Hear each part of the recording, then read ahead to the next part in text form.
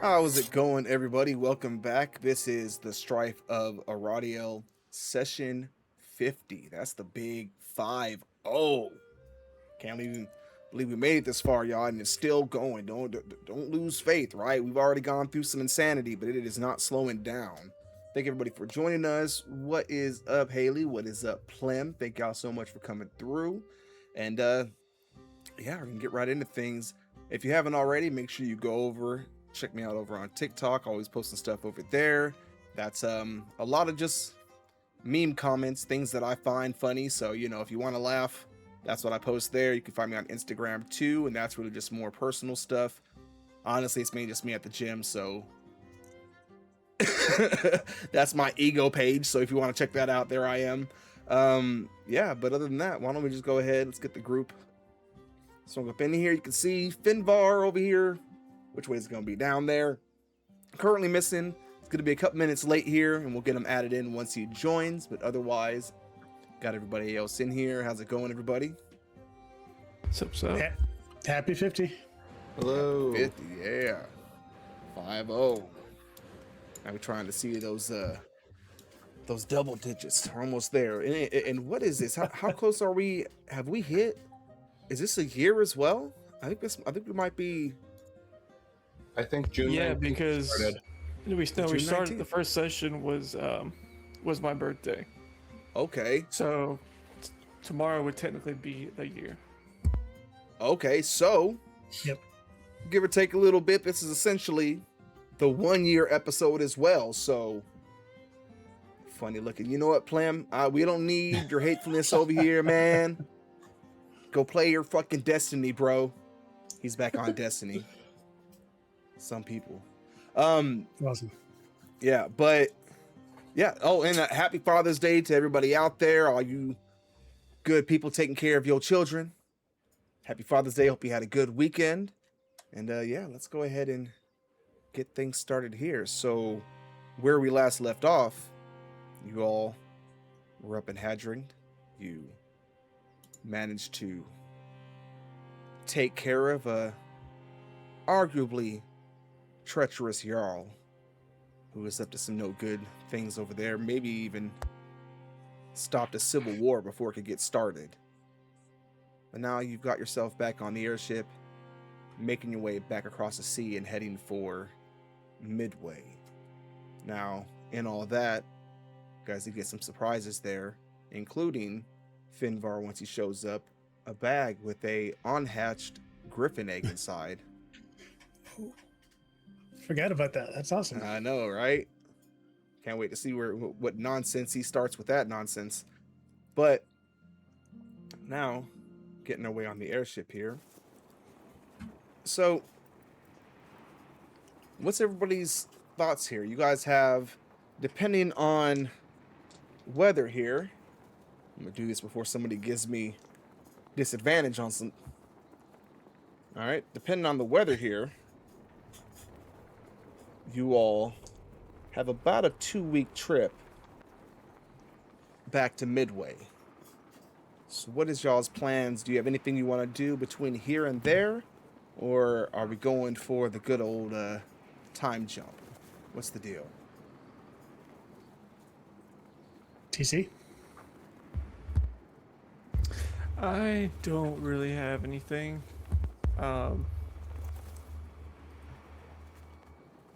Yeah, I mean, TC doesn't really have any side projects he's working on at the moment. Okay. Ira? I think Ira would just want to spend the time talking with his sister, figuring out what they should do going forward, and see if she has any ideas what to do regarding his condition on his arm. Okay. Make use of the 2-week period. Over the time that you've spent here, again, she's found her way down into your cabin in the lower deck here, where she has spent that time doing a lot of praying and such. And in talking with her, she's explaining she's been trying to reestablish contact with the god that her fault or not, she's kind of been disconnected with for quite some time. What else did you want to actually speak with her about? Just regarding what's happened with her over the last 100 or so years since she's been missing. So any mention of it does bring a very kind of solemn, down here in the lower decks here, very kind of solemn expression over her face, and her eyes still bandaged over. She explains as best she can.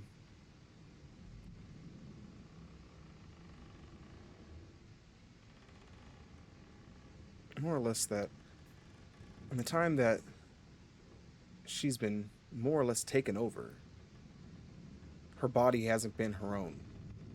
From time to time, her mind is released to allow her to see some of the atrocities that she's committed, horrible acts, watching her hands do things that her heart never would, but with no ability, no matter how much she screamed on the inside and how much she pulled at every tendon she could in her body, couldn't even slow her blade. So, in summary, her last century has been a living hell.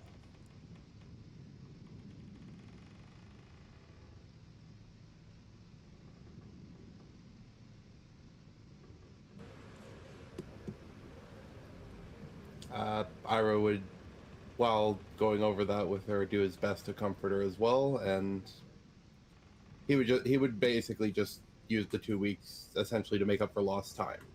Then,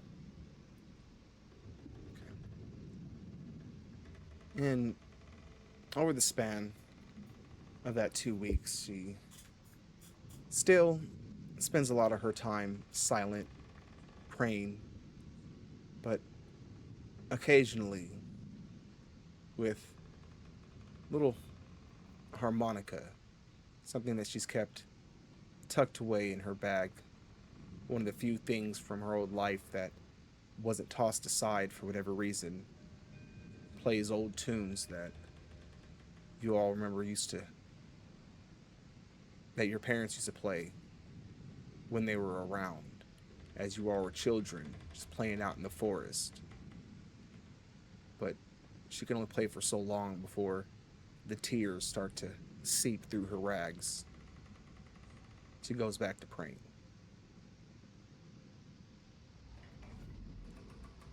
All right.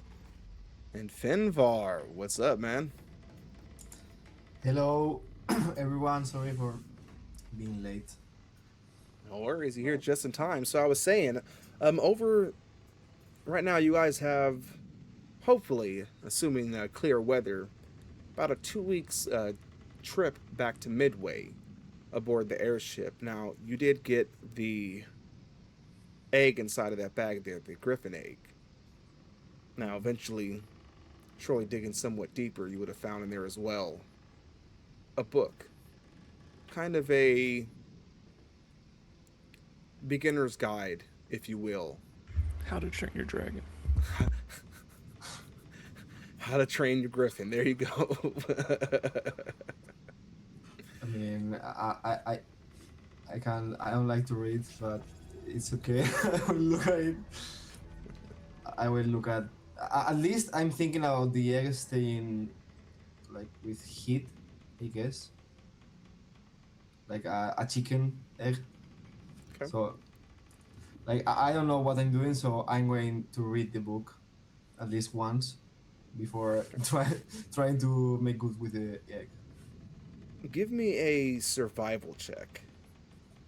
Hey, what's up, Rachel? Hey, thank you so much for the sub. Look at you, always coming through, showing some love. We definitely appreciate it. Did you see? It's session 50. It's 1 year. 1 year that these insane adventurers have been trying to see how they can break my psyche. They've come close. They're getting I there. thought it was a natural one. What do we That's have a here? nine. A 9. Okay. Nine.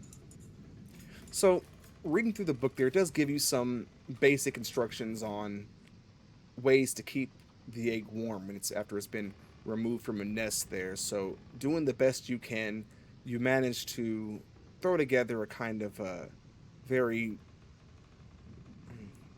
ramshackle little makeshift nest out of cloth and just various sticks and things like that, little poles that you could find, and some of the netting that you're able to find on the ship there. It's not perfect. It's kind of leaves at first hanging it up there. It's one of those kind of procedures, when you like hanging up one of those hanging potted plants where you're not sure if it's gonna lean over the wrong way and fall out, but eventually you get it just right as it instructs, hanging from one of the support beams in your quarters there, kind of floating midway, cloths wrapped around it. Every so Meanwhile, often, TC, the artificer in the back, is just shaking his head. every now and then, Eating, you get a little eating, trembling in the egg. eating Warforged popcorn, which is just like nuts and bolts, like spare parts. What's funny is because you were saying before, if we could hear the your printer, your 3D printer in the background, it's very vague, but in my mind now, it's just the inside of the inner workings of your machinery there, just clicking back and forth.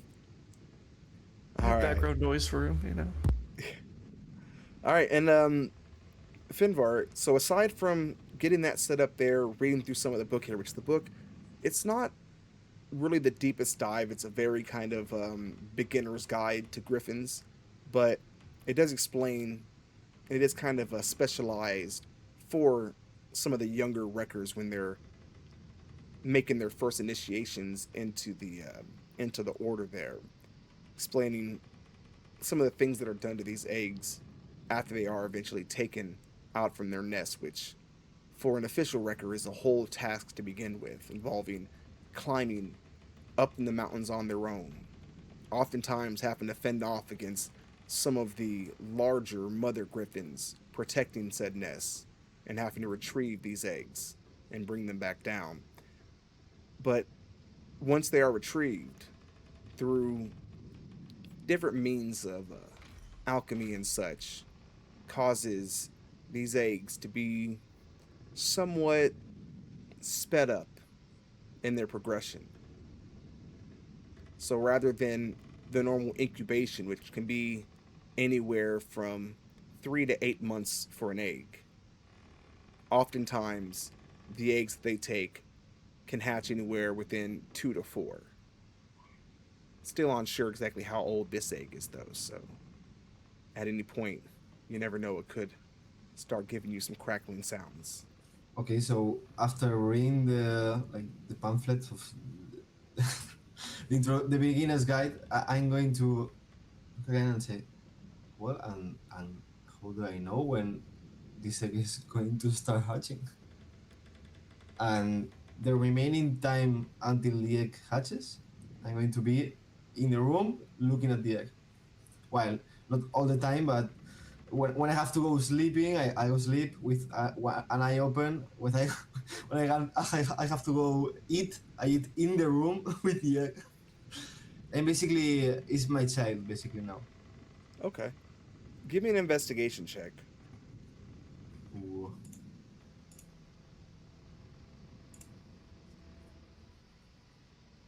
16.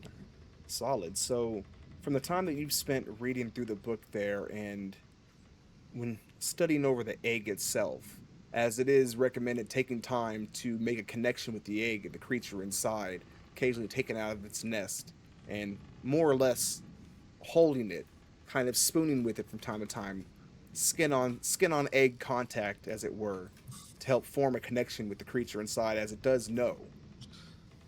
Occasionally studying little veins that form from the very bottom that start working their way up the egg. At this point, they're about halfway up, telling you that you have you're about halfway through, so anywhere from 1 to 2 months for this egg to hatch. Oh. So 1-2 months in the in the boat, it is basically. Nah, it's okay. I'm going to tell Jasper. I'm very excited about this discovery. I'm going to go running to him. I'm sure the next day after we've gotten a good rest, I'm leaning against Finvar's doorframe, watching him cobble together his slapdash nest, thinking in the back of my head, I should say something about having an artificer on board, but he just seems so intent on doing this himself. Let Finvar have his way. But I'll clear my throat and say, hey, looks pretty good. Jasper, I found a book talking about the air. Take a Okay. look, and I'm going to give you the beginner's guide. Yeah, You I'll are- flip you are- through it. You're good at reading, right? Well, I mean, I can read, yeah, sure, but we do have a druid on board who might be able to tell us even a little bit more. I'm going to grab the beginner's guide. I'm going to go running. Into the He's just going to the wrong people for the wrong things. I do want to talk to you, but I'll find you later. Oh, Finvar okay. is getting maternal. He's entered his nesting phase here, y'all. So he is making sure everything is ready. Absolutely. All right, so you're going to seek out Ira. All right, so Ira, so sometime in between some of the time that you're spending with your sister there, every now and then, surely needing some kind of a reprieve from a certain aura of sadness that seems to linger over her, and needing those reprieves, whether it's just going to eat or such, stepping away. Eventually, as one time you're sitting at the table not far from the cook, as he stirs up a pot of potato stew, and here comes Finvar running down the hall for you with the book in hand. Ira, So, I, yeah, you choking on something? Look, I'm just. I found a book. A book of. It's talking about. You first. I'm trying to catch up. You found a book. Would Jasper not be the one to ask about that? Yeah, that's a tricky part. You see, this book is not talking about magic. It's like talking about animals. It's- Oh, A book of griffons. Take a look. Griff? Yeah, for sure. I'll take a look into it.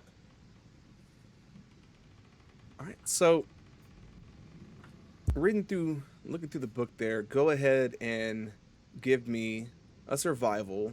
Being a druid, being someone very much more in tune with nature there, you can go ahead and roll that with advantage as well. Ooh. Survival. 22. 22. This is very easy reading to you. A lot of it's using very simple nature terms as you're looking through it. Some of it's a little, maybe even bothersome to you, because while it is dealing with a natural occurrence, it's not allowing it to happen in the exact natural way. It is interfering with the normal stages of a griffin. They can take more than half a year for when these eggs to normally start hatching, but because of the alchemy that's been placed upon it, this one looks like, and you can even tell yourself at a mere glance, that this thing is already halfway through its cycle and likely to hatch in the next 1 to 2 months here, possibly even sooner, as the lines almost seem to be speeding up in their acceleration there, accelerating in how they're climbing atop the eggshell.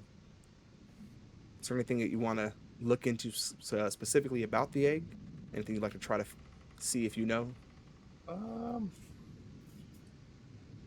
Not that's coming to mind. Sorry. Okay. I clank up behind and I say,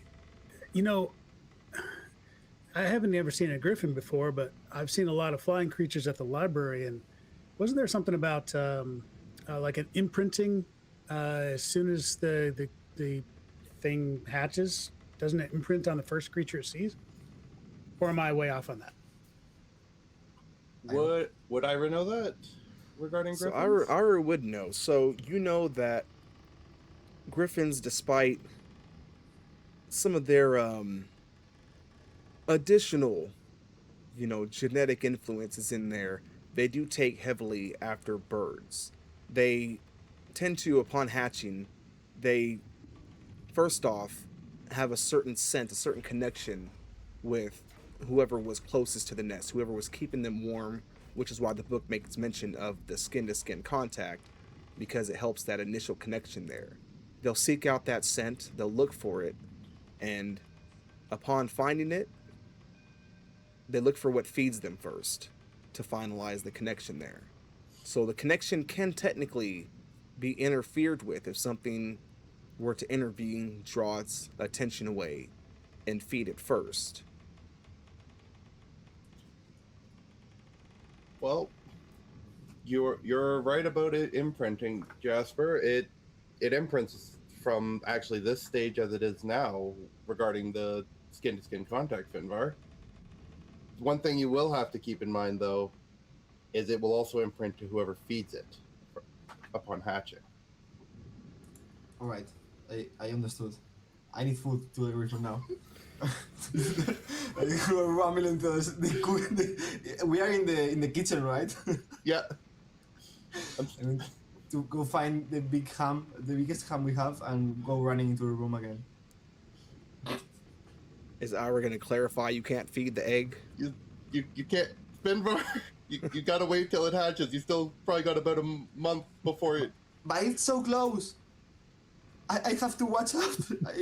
If not, TC1 is going to imprint to the Griffin. I am watching.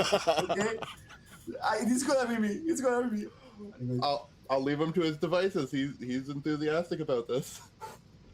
So if y'all ever wonder what that smell is, it's because Finvar will forever be carrying a fish in his pocket everywhere he goes from now on. We're never gonna sneak anywhere ever again. Basically. All right. Okay, I'll be with my egg, curled in the bed, skin to skin contact, hand in hand, just in case. So just FYI, if anybody out there, if y'all we got anybody who does fan art out there, Finvar laying in his bed just cuddling that egg shirtless. That's the Yikes. Yikes. All right, and Jasper, What are you asking for? Plum, no. And Plem wants a copy. Oh yeah. Plem wants to be involved. If he knew how to draw, y'all, he would be filling the chat here full of the most ridiculous things. Believe that. All right, and Jasper. So over this time here, a little bit of involvement with Finvar and such. But what are you spending this time doing? So 95% of the time, 218 hours worth of time, I'll be scribing scrolls and scribing spells into the spell book. Since we finally have some downtime after our little power up. But the next day, I did want to track down Finvar when he's at a calmer moment and he's not so frenetic about his little baby there. Some afternoon, I just I'll be leaning against the door frame again, watching him work. And then as he sits down for a break, I'll, hey, Finvar, you got a minute to talk? Sure, come in. I appreciate it. Nessa's looking good. Yeah, it is. The ham is attracting some flies, though, so you might want to do something about that. But yeah, maybe later. I wanted to ask you what the Skywrecker said to you, that Lieutenant General Brunhild, when you guys talked at the end, Yeah. just before we departed, Hadringed. Did Yeah. he share any words of wisdom? Because I only caught one thing at the very end he said, and I wasn't listening to the rest of it. Well, more than words of wisdom, it really satisfied my curiosity, to be honest. But yeah, it's juicy information. Basically, and I'm going to pull out the ring with the sigil. Basically, this ring was owned by the first Calrathian king, and that means the first king who got exiled by the reign that we have right now. I don't remember exactly his words, but it's more or less like that. And Calrathia is a result of an exiled like family that was reigning over here, and they kicked them out. That's the part I don't have any information right now, but as soon as we get to Midway, I was interested in getting some more information. Do you mind if I borrow that ring for a day? I have a way to find out a little bit more information about it. I'd be interested from a history perspective, just for a day. Sure. I mean, the only thing I wouldn't show it to anybody that we don't trust at full. Sure, sure. Yeah, I'll come back and, in fact, why don't you just keep it? I'll just come back tomorrow, and I have a new spell that I've been wanting to try out called Legend Lore. That gives me a little bit of insight into the history of a particular thing, object. Doesn't really do anything special other than give us a history, but it might give us a little bit of a window into how this came to rest in Hedringd on the finger of its Jarl. I mean, I don't think we need a spell. Yeah. I mean, to confirm it, as the thing is, I think the Jarl was somewhat related to the family, to the first family that was exiled, and that's why he had this connection with the Calrathians, had this ring, this, I don't know. He also was attuned with the guards, with the how was their name? The Calrathian big guys. Yeah, the enforcers. The Axis? Yeah. So I think that connection is more likely to be by blood, maybe. But yeah, you better find out, and I'm going to give you the ring. I did want to say something else that I think probably bears a little bit of talking about, and I just wanted to say that when it came down to our life and death moment with the Jarl, and you asked me to drop the wall of force, to dispel the wall of force. Mm-hmm.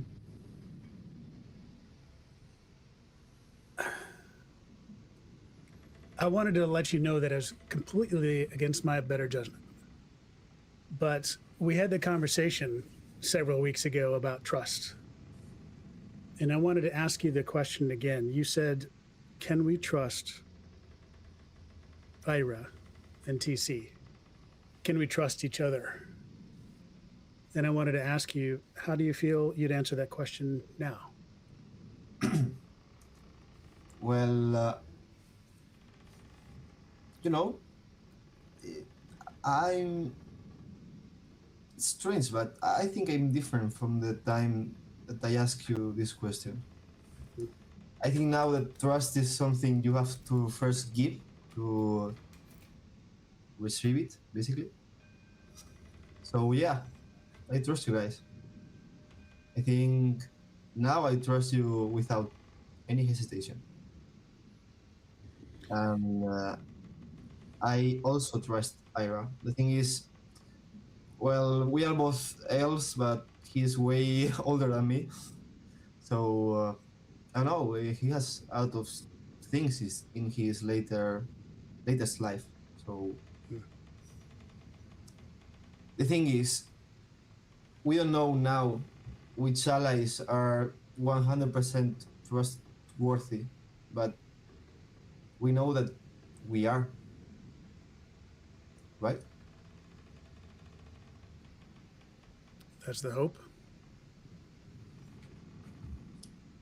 The thing is, Jasper, I know I don't really answered the questions, but I trust you guys now, and I trust Ira and TC1 as things may seem. But Well, yeah, yeah, that it's a time two-way street. Yeah. I wasn't thinking about anything else. I really thought if I kill the Jarl now, I save you guys later. I have to admit that in the heat of battle, when I saw you not exactly struggling with the enforcers, but you were pretty wounded, and TC was dead, and Ira was severely wounded, and I was hanging in there. My initial, my gut instinct is to go on the defense, and that's why I cast the wall of force. But then when you asked to drop it, it went against everything that I've grown up believing in, and I just want to let you know that when it comes to these kinds of things, you have my trust. When you ask me to do something in the heat of battle that goes against everything that I grew up with, I just want to let you know that I consider you our leader. Wow, that's. I don't know what to say really. I mean, I am a mess of a leader, I think. I think we're all kind of in that same boat too, but hey.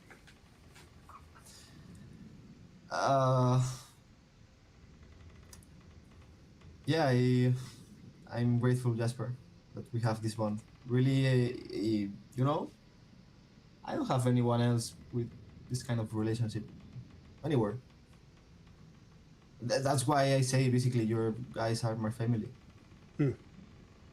So I mean, I don't think about it, but take it in the good way. I don't think about trusting you or not. I trust you fully. I appreciate that. I think we're in a good spot, but we do have some outside influences. Yeah, I We've mean, got Brisker Brisker is going to try and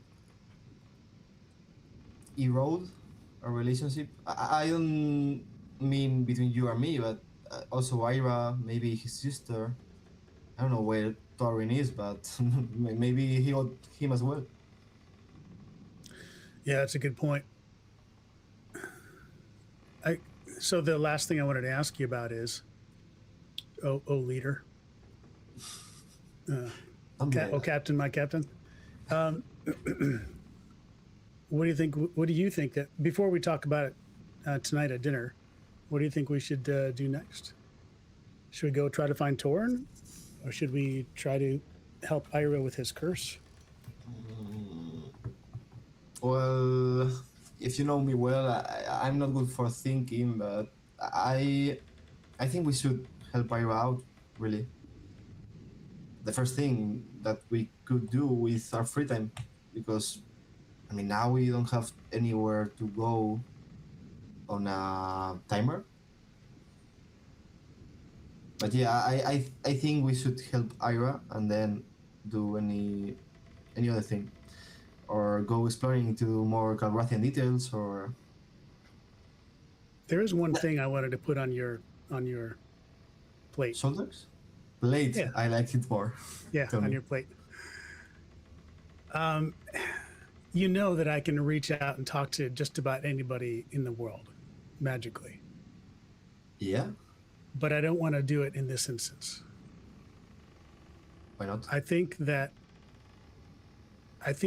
he deserves or deserved our in-person action on this. And I think that we, as a group, soon should go to Glenfirth and talk to the Jarl Skona and let her know of Ragnar's passing. Because the Jarl Skona, if you recall, is expecting Ragnar's child.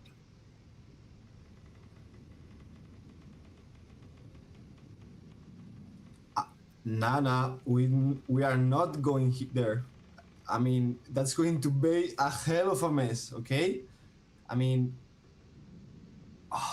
Dang it, I didn't thought about it. It's Ragnar. The Now mother. I know what. mother We have to deserves. take care of the child now. I'm not saying that, but I what have I am one saying already. is I'm going to point you to the egg. Yeah. The mother we- of Ragnar's child deserves that least from us. I mean, yeah, in an honorly way, we should, yeah. Okay, okay, I'll add that to my plate.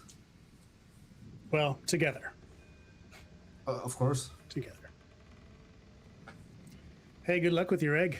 Let me know if I can do anything for you, but that's not really my forte, but happy to help. Thank you. You help it. You help always. Don't worry. Midway through the trip, I did want to sit down and talk over dinner. Maybe we could grab plates from the cook and gather in Finbar's room because he's eating dinner sitting next to his nest, being a little den mother. But I want to sit down as a group and ask you guys. So when we get back to Midway, we're about a week out. We've got a king to talk to. We've got a dead body from the Silent Shadows in this bag of holding. We've got a Jarl Skona to talk to. We've got Ira over here who needs an arm. And we've got a lot of other folk, a lot of other people knocking on our door. What do we need to do first, gentlemen?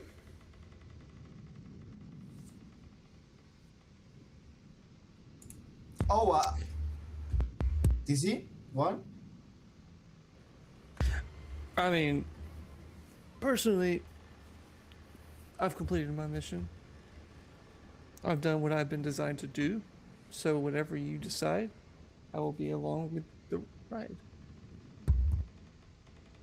You make it seem like you're our slave. Are you allowed to tell us where Torin is? I did. A while when we first met. He I said he was on a remember. mission. He's on a mission to gather info on the Silent Shadows.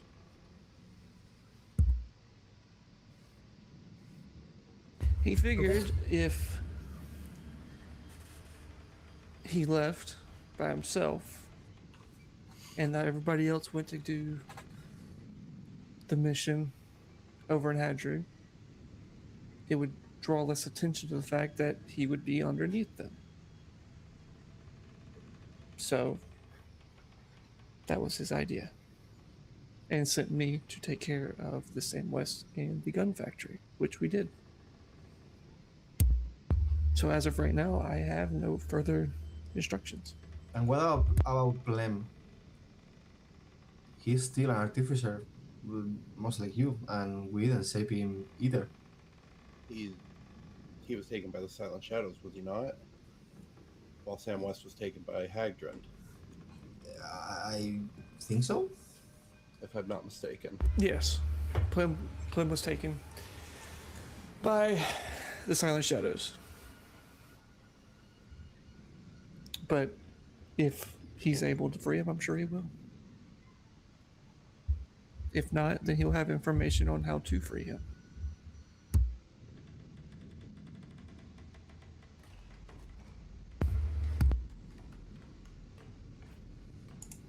And Ira, any information on your arm? Yeah.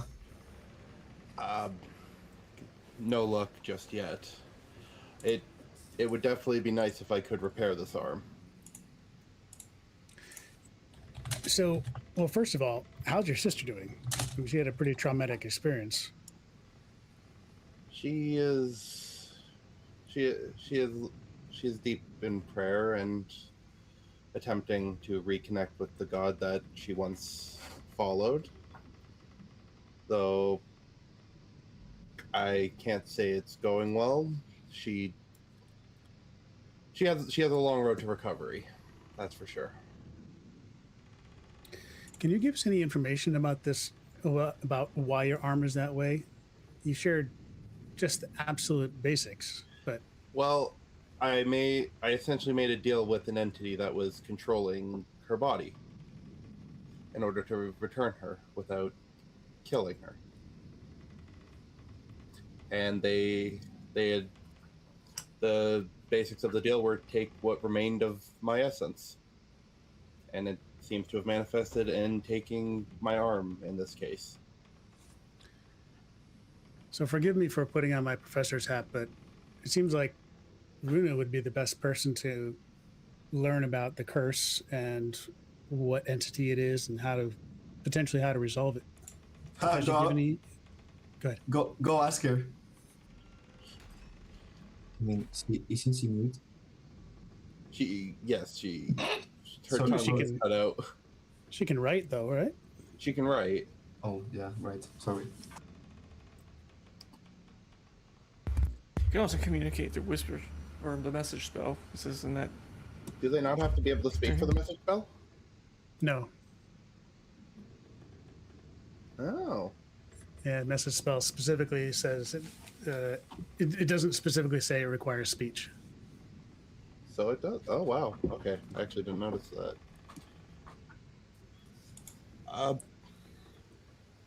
Yeah, if possible, I would want to go find Runa and ask her a bit more about this entity that was controlling her, then to understand what has afflicted me. Couldn't we look for a healer? Ira is our healer. We have 2 healers. Okay, yeah, but a healer for the healer. You're muted, Jasper. Maybe Torin can make an arm for you and you can chop that one off, right? TC1 He very well suggested could. that. I can make you one. I have a feeling that would just result maybe to my other arm withering, though. I can make you two. I have a feeling it would keep moving until my whole body's withered. At You that can point. be like me. Monty Python? Yeah, exactly. Is that not just the ship of Theseus there? A what? We can transfer your brain into a body of a metallic form, so that way you can't be turning to stone the whole time. Your flesh won't turn. You'll just be metallic. Didn't you druids hate I was metal? gonna say. One of us. Well, the offer is tempting to regain my my articulation in my arm. I will have to pass on the metallic augments. Yeah, maybe becoming the guy who keeps on saying "please end it" isn't really your best course of action here. Please end it quickly. All right, so, and you're looking to go down and try to get some more information from Rona. Okay. Yeah. It's going down. She's actually sitting at your table there, eating very simple little stew there that made up for one eye patched as always, and turns to you as you look in with that solemn kind of blank stare. She does have, at this point, she's gathered a little bundle of paper and a little chunk of charcoal that she's been using to write what she can. What is it that you're looking to ask her? What exactly was the entity that was possessing you? I know it's a very touchy subject, but I would like to know what I have taken on. She glances down for a bit there and looks around with a very onshore expression before, again, looking back up in your direction and reaching down, quickly scribbling on the paper there. Not writing out words, but just scribbling quickly, a very crude kind of drawing of what looks like some kind of ruins. The ruins themselves, mostly unmiraculous. Clearly very old, though. But there are strange symbols sprawled that you can see. They seem to have more detail than many of the other lines that she scribbled onto this page here. The little bit she does write simply says, most of it is a blur, a haze of events, all broken up by nightmarish screams in her head. But this image, these symbols, hold the most steadfast.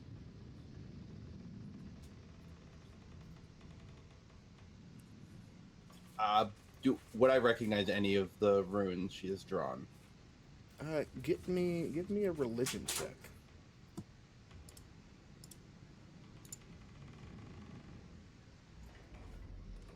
24. 24. So, these are not any symbols you recognize. Bits and pieces of them have certain details that are somewhat familiar, but almost deformed versions of other symbols. Some of them of gods, but one very particular one stands out to you. Right in the center of one of the pillars is a kind of twisted version of the symbol of Caleb.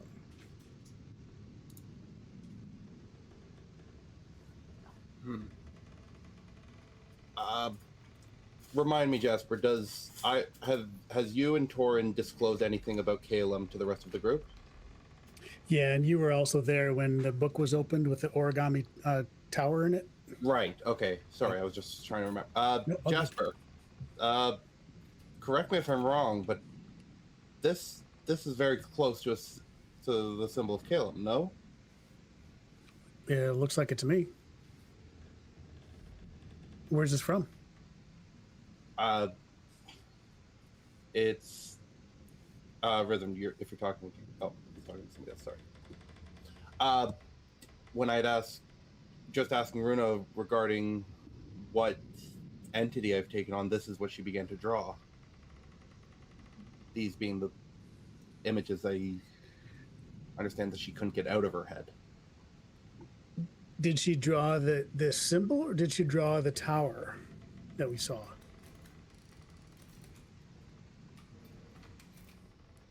From what I understand, from what you just said, Rhythm, it was runes representing the gods, correct? So she drew ruins. Yeah, she drew ruins. a ruin. Okay, sorry. Yeah, and in I certain misunderstood places, it as runes. My bad. Yeah, that may have just been me mumbling by mistake there. But at certain points in these ruins, some of the pillars have different symbols of different gods on there. Some of them unrecognizable, and even the symbol of Caleb that is there, it's only from your guys' experience with it and seeing some of these symbols before that it's even really recognizable, because it is not a exact copy.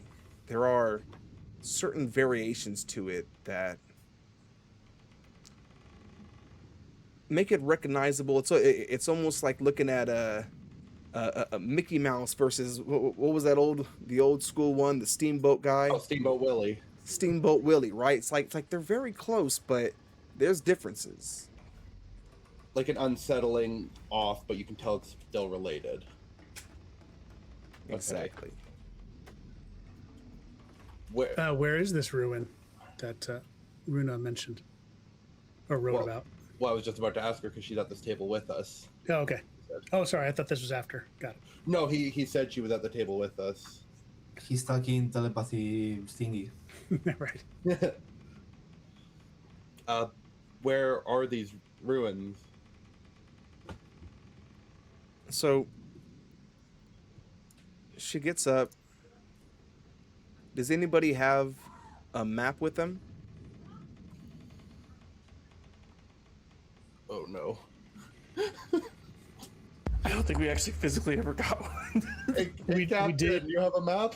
We did have a map. We actually left it in Captain Book's quarters when we were using it to search out the artifacts. So we do have a map. It's just in the captain's quarters.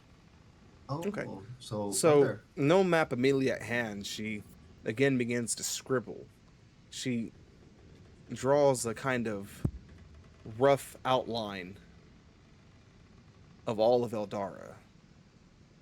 You can see, point out clearly what's meant to be the capital of Valhalla. And then from there, she begins lining out the mountains in Carvunder and tracing it along the southern region, drawing a circle around one of the mountains there. But scribbling in it, its exact location is half lost to me, but somewhere in this region was where we were sent to help, sent to bless a place that was seeming to somehow seep evil into the surrounding areas, but when we got there, all was not what it seemed. The ruins were so out of place. There were already other ruins there, ones that looked as though they had been there forever, but this looked less like a part of those ruins, looked more like a thorn bush growing out of the center of an apple tree.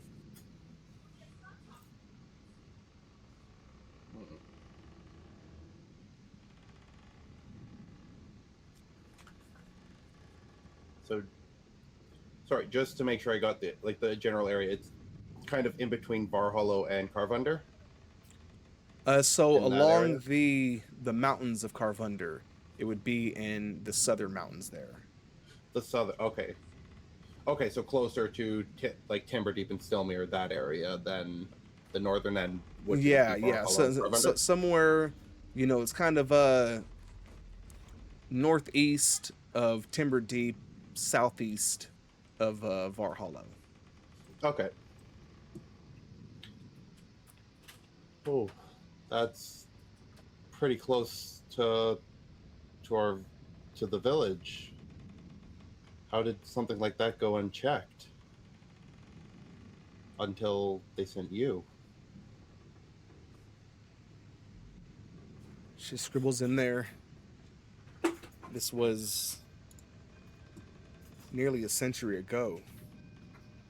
Prior to that, they had journeyed. They had journeyed up into Valhalla and done what they could to help some of the ill there. And then finally, when they moved on into the capital of Carvunder, they were beginning to see refugees who had made their way up there from the south. Spoke of some of their mushroom crops and potato crops, the different things that they were growing in that region, beginning to spoil and make the people ill. And strange things starting to crawl out from some of the deepest cracks of the mountains. So when they went there to find the source of it, chase it off, and hopefully bless the land to push back whatever blight was beginning to take hold, that's when they found something else in wait. She writes, it almost seemed like whatever was there had been waiting. Not simply waiting for a group or waiting for her group, but waiting for her.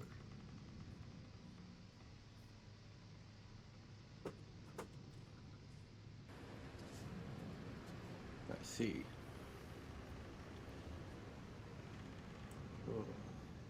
Runa, forgive the direct question, Ira. One of your party, the elf twin, survived. Do we need to be worried about that person at all?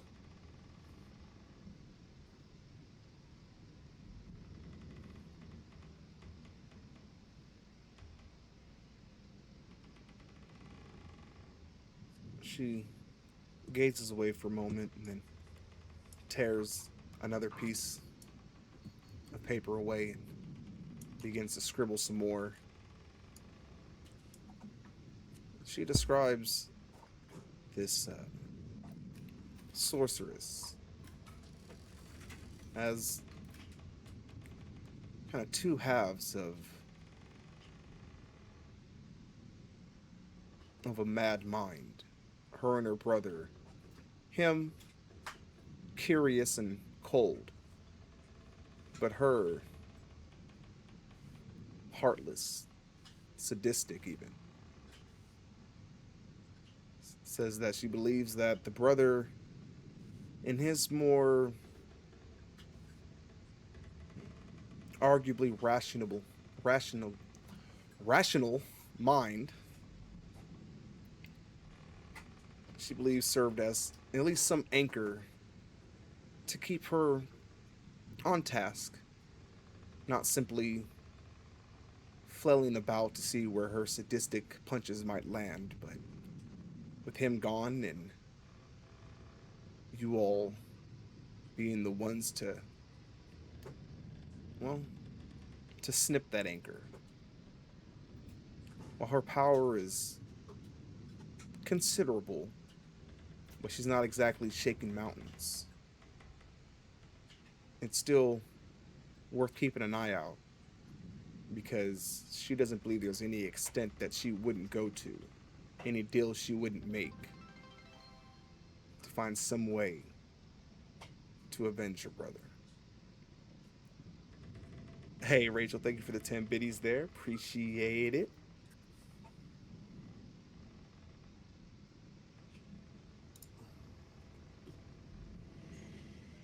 Well, Ira, I think between your sister and your crystal ball, I think you've got the best chance of finding this cursed location and figuring out how to lift the curse on you. And I think we're all here to support you as I look around the table. Thank you. I will definitely attempt to take a look into that, as well as maybe I should try checking up on Clem or Torin as well with the crystal ball. First things first. I mean, like the butcher, we go on parts.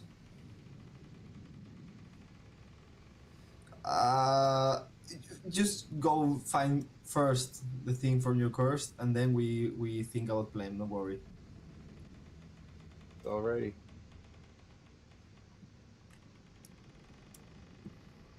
So I've got nothing else for the rest of the trip. Just scribing scrolls, and that's it for me. Oh, guys, Okay. check my egg. I'm going to bring it to you. All right. Anybody else doing anything? You're I muted. Guys, sorry. When I mean, I don't know if you were going to do the crystal ball now or later. I don't think I can scribe for a location. It does say a creature. So Are you scrying for a creature? Maybe, what creature are you maybe, looking for? maybe your spell, Jasper. Talking about something that lore of and legends. You said. Sure. Yeah, Ira, let's put our heads together on this. So I know you haven't gotten all the information from Runa about exactly what happened, but maybe she could describe some sort of entity, or if you describe some sort of entity, that indicates that it's probably some sort of creature, living or not. It's still a creature. it would still be So- something I could look for. Yes, but you need some more information from Runa, story-wise, to track it down. Maybe she could describe what she saw. Maybe she could describe if it was a ritual versus her just visiting. If it was something that she had to do something special when she got there, or That awakened any whatever it was. information that would help you identify where it is and help us not to walk into a place blind. Anything you could find out about that. Yep. Of course, I will I will work together with her on seeing if we can find anything that could help us locate that area, first of all, through scrying. So when you find out, you come knocking on my door. I will So definitely what exactly are let you all asking of her you now? know. Perfect. Risen, you're muted again. Hello? You're still muted. Wait, Can you hear me now? Still muted. what? Uh-oh. She's role playing for Runa. I don't think I'm muted. I'm He- not he's- sure why you he's- guys aren't hearing me. He's getting very immersed. Can't hear you. Okay. Did you mute I'm your not actual mu- I'm- mic?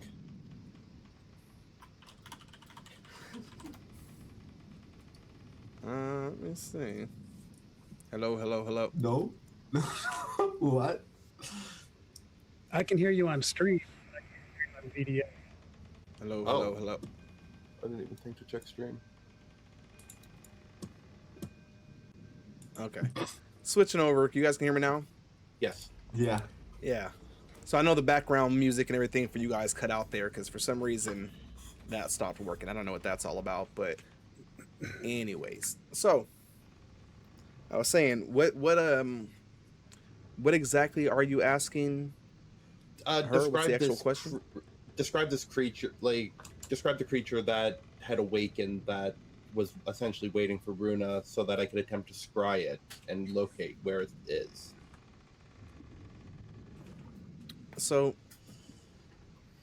she takes the page where she had already drawn these ruins and takes her piece of chalk or piece of charcoal, turns it sideways, and just begins kind of shading. Almost looks like smoke coming from every which way. And then with a sharp point, draws what looks like these long tendrils reaching from the cracks. And then in the very back, the very distance, draws a very thin figure. Almost unseeable, almost just lost in that shadow there. Reaching out on one side, lines of tattered cloth hang from a robe it wears. And on the other, a long hand reaches out. She says, "This is all I see."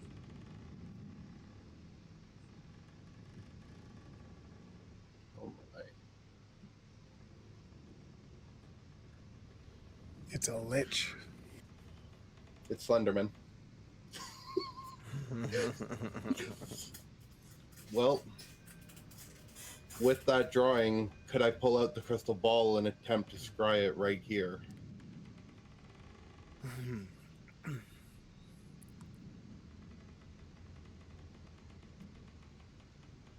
The spell indicates you'll have some negatives. Yes, a negative. I have, with the picture, it would be a -2. I don't know what my knowledge would be secondhand, I'd assume, correct? So give me... We'll do this in a couple of phases here. Give me, first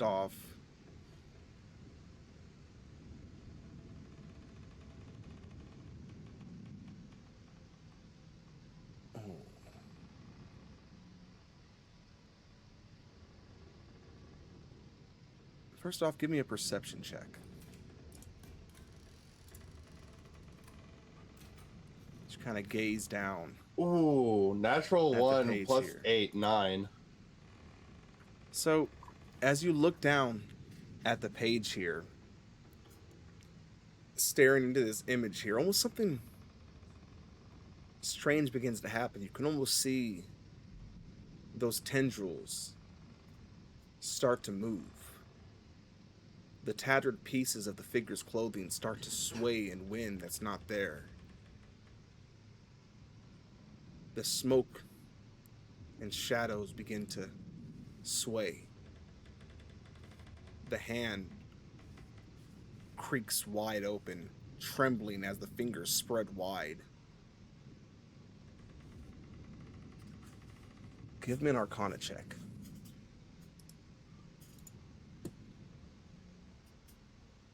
22. 22. So, in this moment, as this figure seems to almost, for a moment there, not physically with your eyes, but almost in between blinks, you can almost see as if these tendrils are coming off the page and making their way into your temples and trying to press through. With the crystal, you manage to push as much of the image you can into it. It lights up. You can see that same smoke starting to spiral inside of it, not giving off the normal glow that it's normally permeates there. Are you by yourself, or are you guys still in the room with him? I wouldn't let him do that in my room, so I'm not with him. Take that shit elsewhere, man. Nah, not over here. Okay. I guess I'm All alone. right. All right. Well, your sister Runa is there with you as well. Okay. And with that, as inside of it, an image, just as faint as it is on the picture itself, begins to take some shape there. And it looks up to you. Almost seems to be looking directly at you. And then you see, from that darkness, one eye open wide and shine. A deep, almost screaming magenta. And give me a wisdom save. Oh boy.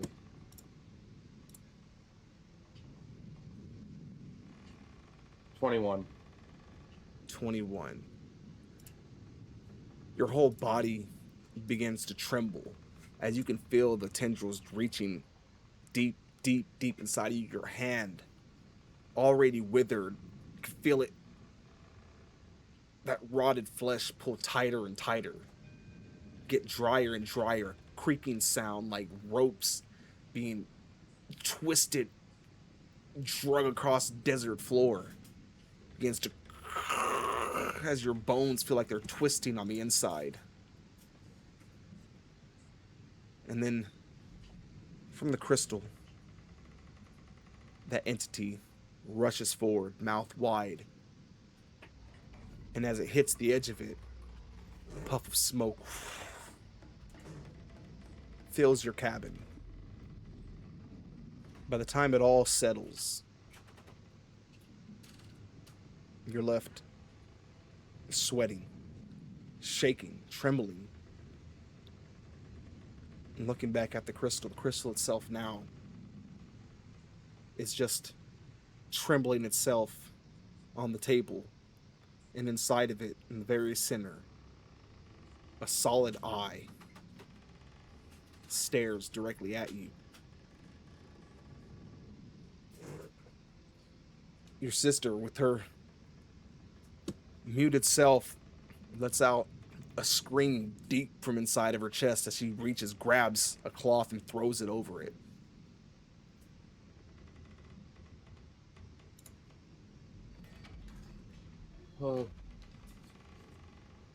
Okay.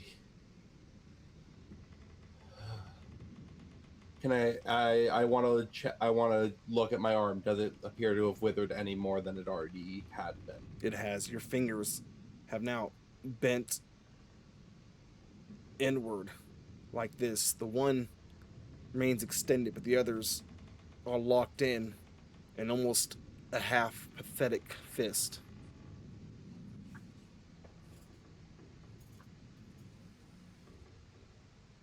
Oh boy. I'm guessing I didn't see anything else besides that figure at this point. I couldn't see any location around it to try and discern where on the mountains it would be. Give me a straight intelligence roll. Straight intelligence roll.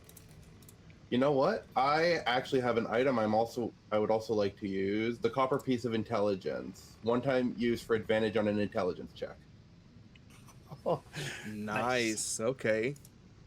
I've been holding on to this, I think, since like episode 20 something. Go for it.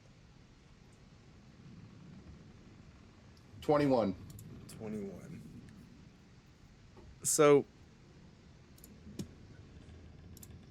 thinking real hard in that glimpse of things, as the image in the crystal had nearly matched the image that your sister had drawn on that page, but one very distinct difference: the background inside the crystal was not that of mountains. There were trees there, tall, thick, very strange trees. Give me a nature check.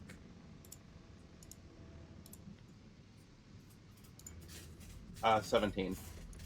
17. So, you recognize that the trees that you see here are not trees native to Eldara. These are trees that once may have grown in this land, but have not grown here for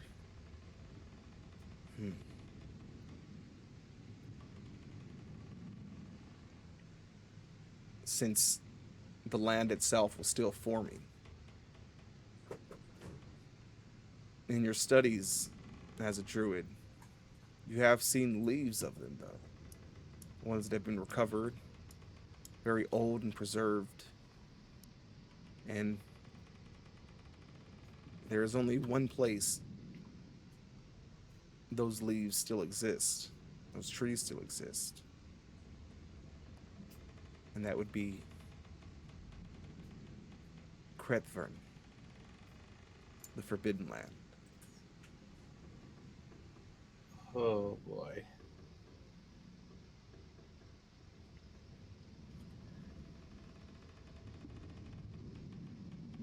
Well, with that information, I would seek out Jasper.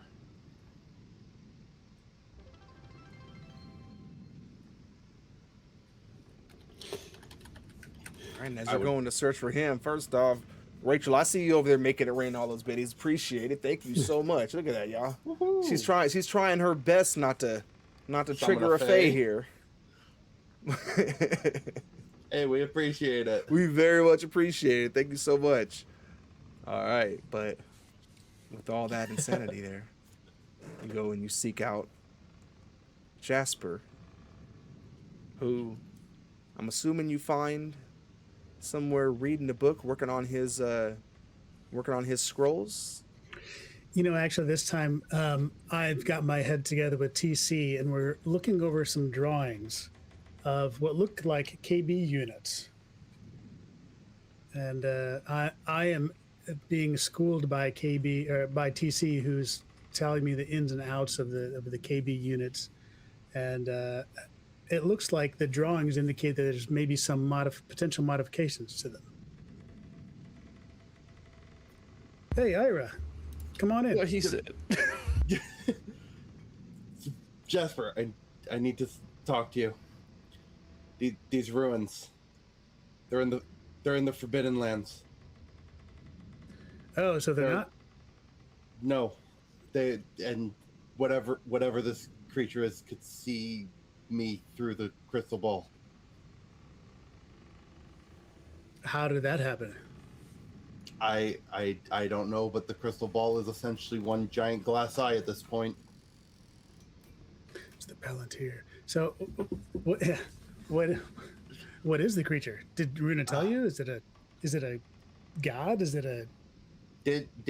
Would she have told me while doing this? No, she does not know exactly what it is. And Okay. She can't even seem to find any words for it except terror. She doesn't know. I don't know. It is a powerful being though, for sure. So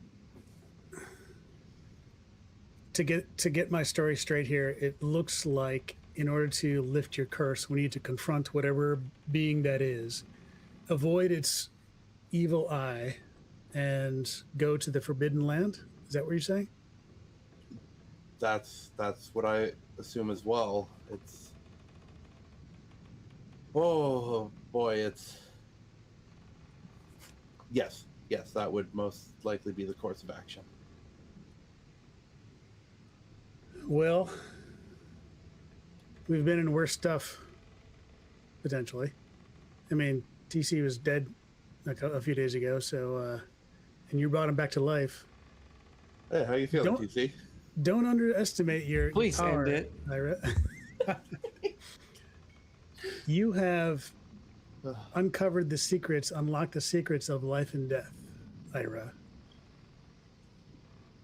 Don't be so quick to avoid having faith in your own abilities.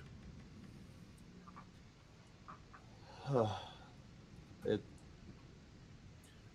well, I would like to have faith in my own abilities. The terror on my sister's face and the terror I just felt makes me want to doubt it quite heavily. But I will do my best to have a little bit more confidence in this. But oh, So the first thing I'm going to do is, I'm going to go talk. See that is that eye still looking through your crystal ball? Rune had covered it. I'd come here to tell you what we had found out, and honestly, I would like for you to take a look at it as well. Yeah, I'm going to push the big red button. DM, first thing I'm going to do is tell Finvar that we're going to go poke a bear, a spectral spirit. And then the next thing I'm going to do is I'm going to cast non-detection on Ira. You're going to poke what? I had gotten that spell a long time ago to cast it on Ragnar, but Brisker found his way through. I'm not sure it's going to work at all for Ira, but at least we can try.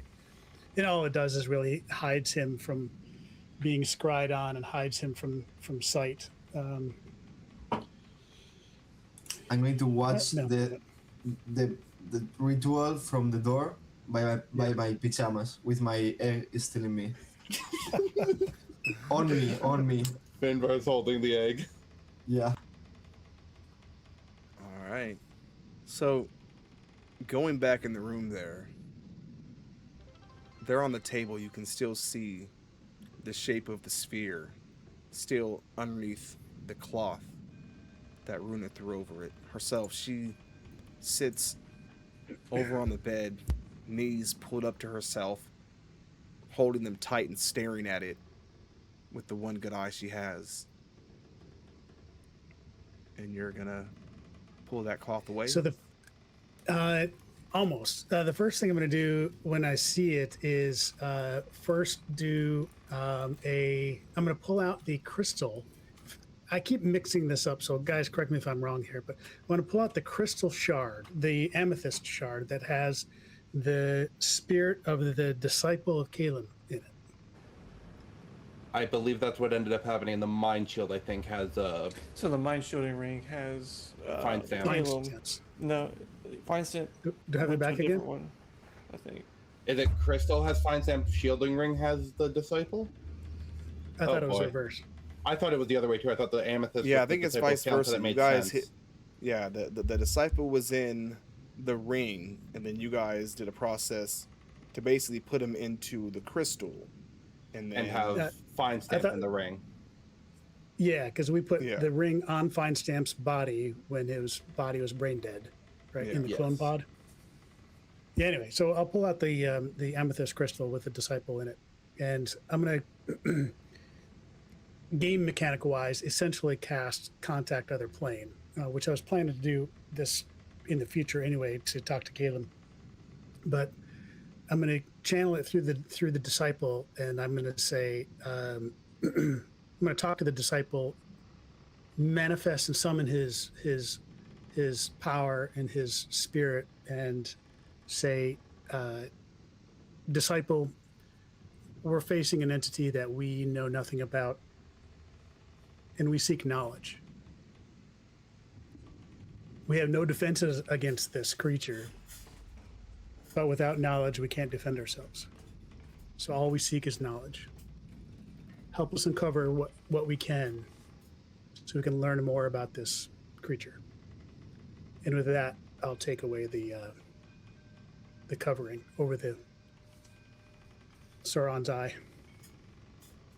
And with that, once the cloth is pulled away, you see the eye that, from the looks of it, had been locked on, staring towards the bed where Rune is sitting, turns quickly and looks up towards you, Jasper.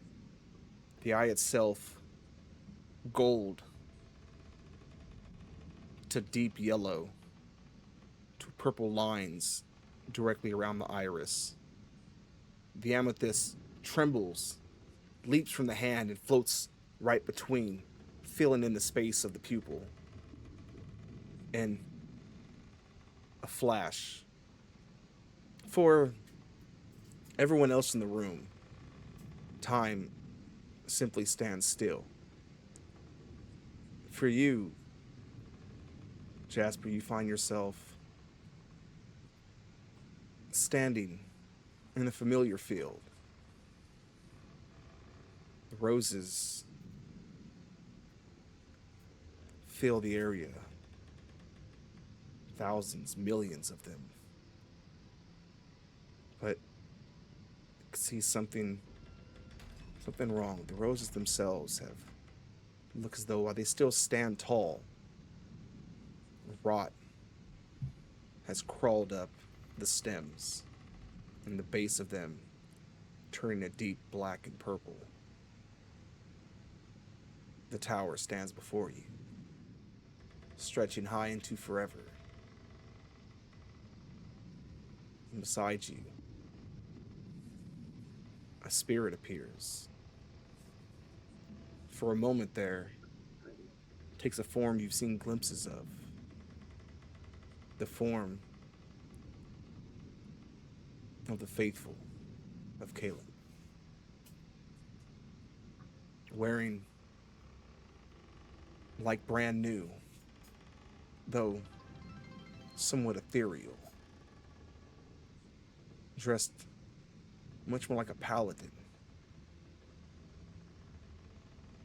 And he turns to you and says,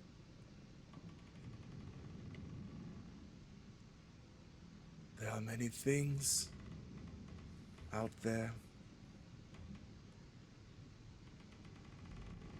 that ought to be left undisturbed. But sometimes those things, well, they beg to be disturbed. They beg to be sought out. Secrets that want to be known. Secrets that beg to be spread. For the spreading of those secrets is how they take root. How they spread their blight." And almost like little particles breaking apart there, the spirit begins to deconstruct and flow away in the wind. But you're not left there by yourself. When it all breaks away, almost like something stepping out of a shell, standing tall, a very tall, almost somewhat androgynous figure, wrapped in these layers of robes, all of them a deep indigo and silver. Scare pin appears almost like translucent marble and turns down towards you, standing over you, an easy 11 feet tall. leans down, and just kind of looks into your eyes there. And you are quite certain you're in the presence of no mere being. You stand before a god. And he reaches down to take your hand.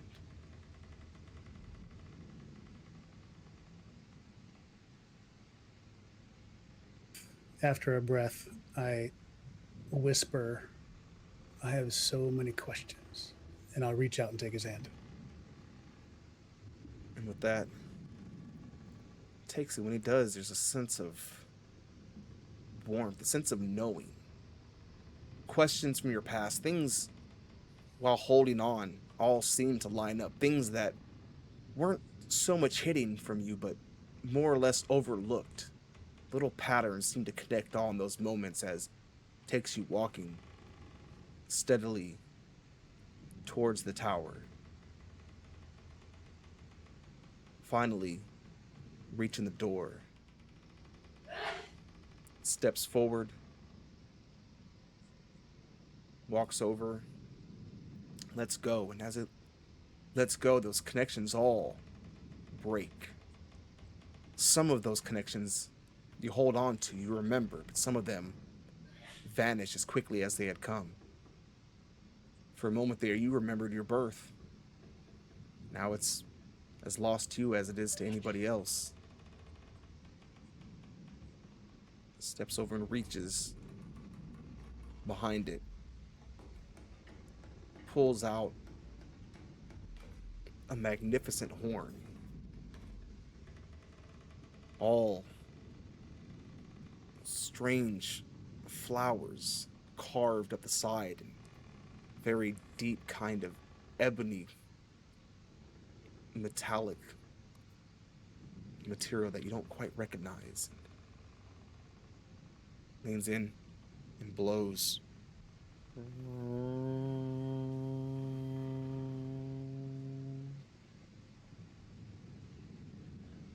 All the flowers, all the roses in the fields bloom. And for a moment, there's no doubt about it. They're singing. Humming almost. A very beautiful symphony, orchestra, chorus of the roses. The door begins to open. And as it does, you see standing in the very center of that place a tall figure, draped in a black robe. Itself another 11 feet tall. It grabs at the robe with the one hand it has and rips it away, revealing the long, flowing yellow robes it wears underneath.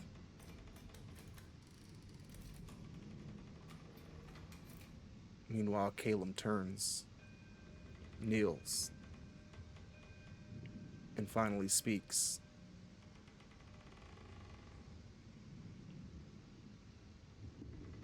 Run. And then it all vanishes. You pull back into yourself. The sphere on the table trembles. The eye splits off into two.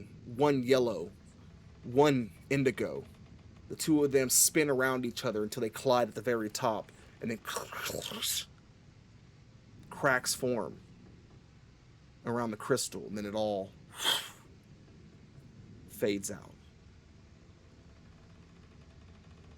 And that's where we're going to take a quick break, everybody. So, Oh man. we will be right back. We're going to go ahead and do what we do at this point every time, or try to remember to do, and go ahead and run a quick ad. That way you don't have to worry about any ads coming up while the insanity continues. And then when we come back, we will, we're going to check on the mental state of Jasper at this particular moment because you know he always loves it when I answer questions without answering any actual questions. So, Yep. all right, be right back, everybody.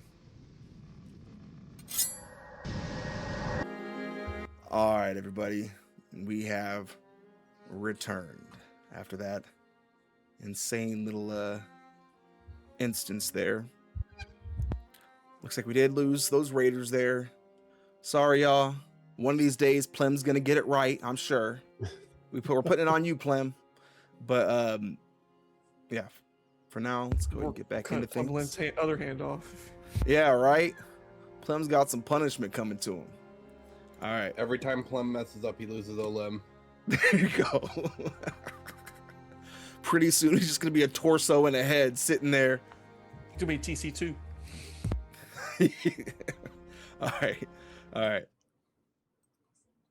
So, back in there now. You've just come out of this trance here. Now, for the rest of you, as you all have watched, you saw little more than the eyes stare off at Jasper, and then a moment later, split into the two, orbit around each other, and then come to the center before the orb began to crack.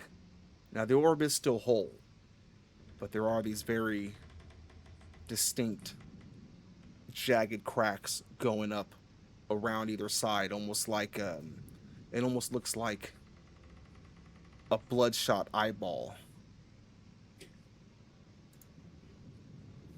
And Jesus. Why is that? I'm going to they. I'm going to put the hand in front of the egg, like covering his eyes.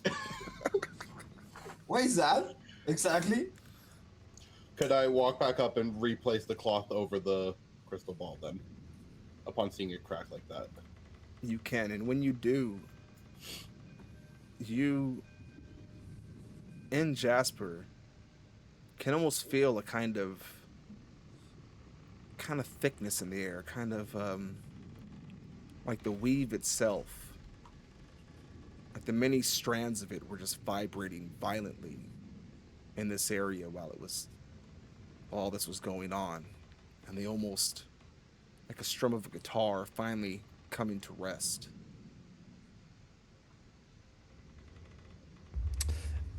I'm gonna walk up and see if I can mend that crack. See what? Don't touch that. I'm a construct. Okay. So you go over to mend it, and you have no problem doing so. It takes a lot more force of energy than what it normally does to mend something, it being just magical in nature to begin with, but it takes a little bit longer than normal, but you do manage to mend it. It's not entirely perfect. It's almost like welding sheets of metal together. You can see the lines there very faintly, but do make it solid again. There, that's better. And when I was mending it, I'm sure by some I had to touch it, of course, but did it have any effect on me? Give me Being the nature I'm in, as a warforge. Give me an Arcana check.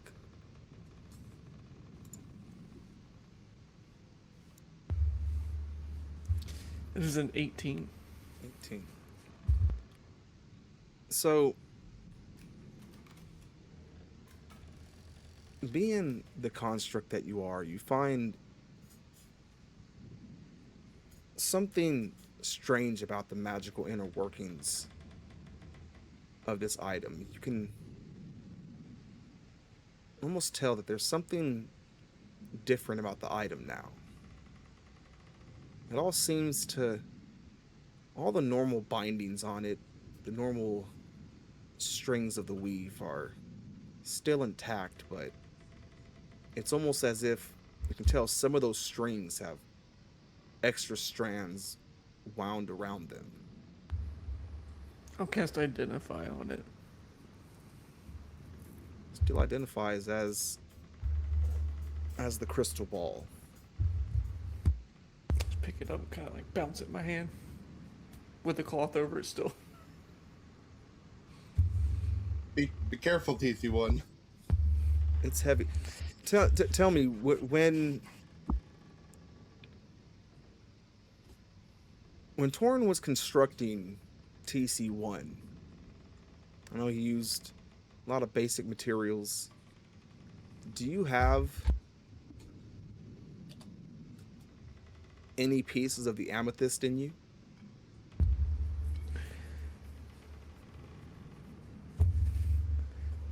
There's the one in his finger that he opens. It's like a capsule that holds some in it. If there's any on the Ring of Fine stamp that TC1 wears as well, any sort of residue on that, he'll have that as well. And Toron probably would have used a couple pieces either in the brain or like in the chest area to keep some sort of energy flow, or use it as some kind of conduit. So, first off,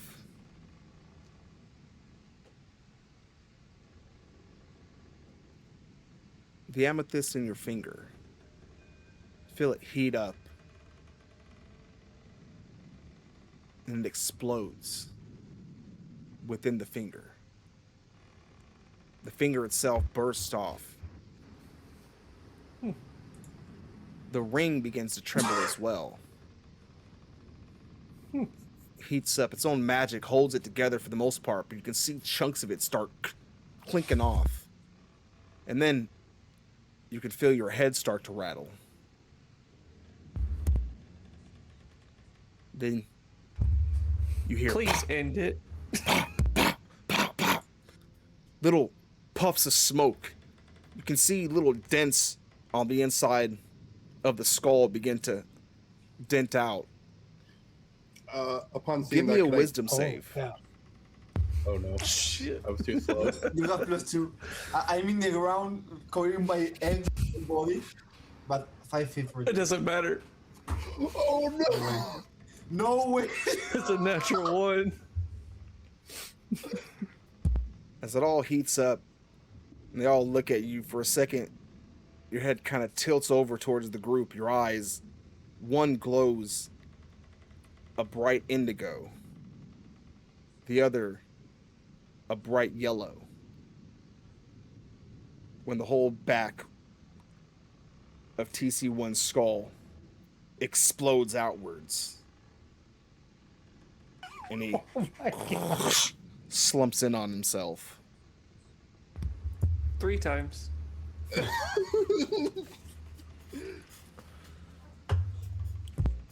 Oh no! And as he does, a little piece of something disconnects, falls out, lands on the floor, and rolls over, and runs right into Jasper's boot. A little copper coin. Oh, lovely. I think I think Ira it's had the me for the yeah, copper. Ira had the Jasper gets coin. advantage. and I had the Oh, advantage. I mixed it up. So it All goes right. over, it hits your coin, taps it, it kind of throws the trajectory off as it runs over and stops between Ira's feet. Well- Did I just watch this one explode? Wait a second. If there was a coin in TC1's head, is this the copper piece of sickness? It is not. You notice that around the edges of it is a very thin line of kind of jagged serration going around the edges. Could I reach down and carefully pick it up? No, no. How crazy is it that he gave me disadvantage on my next roll before this too? No! Isn't that crazy? Did we get a long rest Uh, in the time since we boarded the airship? You all, Yeah. it's been quite was some like time. halfway It's been through. Yeah, you guys are Okay, good. about halfway through, so Oh no. you pick the Maybe coin we up. should have healed TC first before. As you hold the coin, it begins. As you hold it between two fingers, it begins to on its own just spiral, spinning faster and faster between your fingers. And you got a glimpse. It slows down on one side, and you see a smiley face. The other side, a smiling skull. It spins faster and faster and faster and stops. The smiling skull stares right at you. And then winks. You let out a breath, and it's almost as if it was freezing inside. A puff of thick fog comes out of your breath.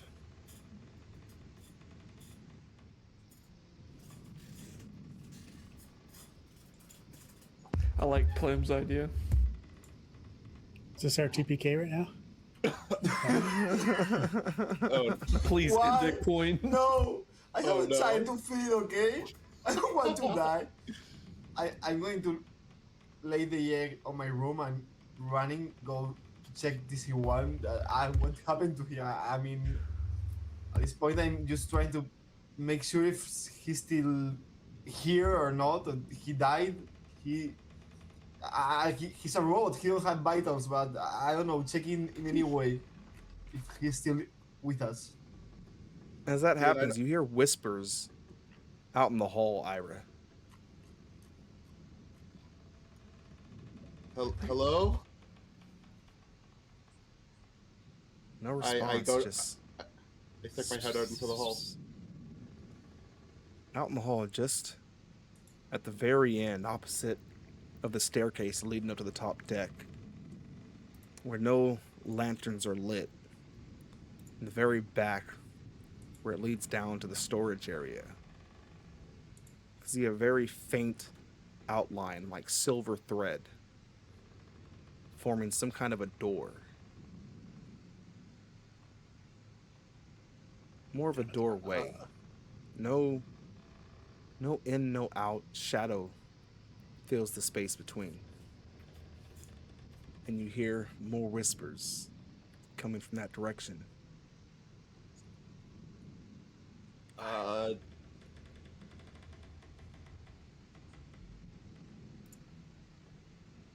Jasper, Finvar, do you guys hear that? Wait a second. I'm trying to hear the drum beats of TC1. I don't hear He's over here anything. gathering pieces up and shit, trying to put them back together like a Lego. Oh, Yeah. So Nobody else? is TC dead, or is he dying? So he's My brain exploded. twitching. He's Do I twitching think smoke. a potion of healing would help at all? Doesn't look like it from what you can tell. This is. It's almost like he took a gunshot directly to the back of the head, but it's still in this very moment somewhat functional, somewhat aware. Okay, I'll try and focus. Is any it of a my- one in?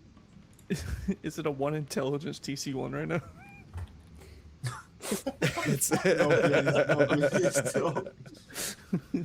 if I I need to only cast- had a brain. With third level, I'm going to cast Revivify on him to see if the spell has effect or is gone for good. well, because it says, or oh, maybe So- actually. Cast a spell on him, and you can see his the life that is in him. Some of the parts begin to bend back together, but once it does what it can to repair itself, problem is that those crystals are gone. The only one that wasn't entirely destroyed was the one on the ring.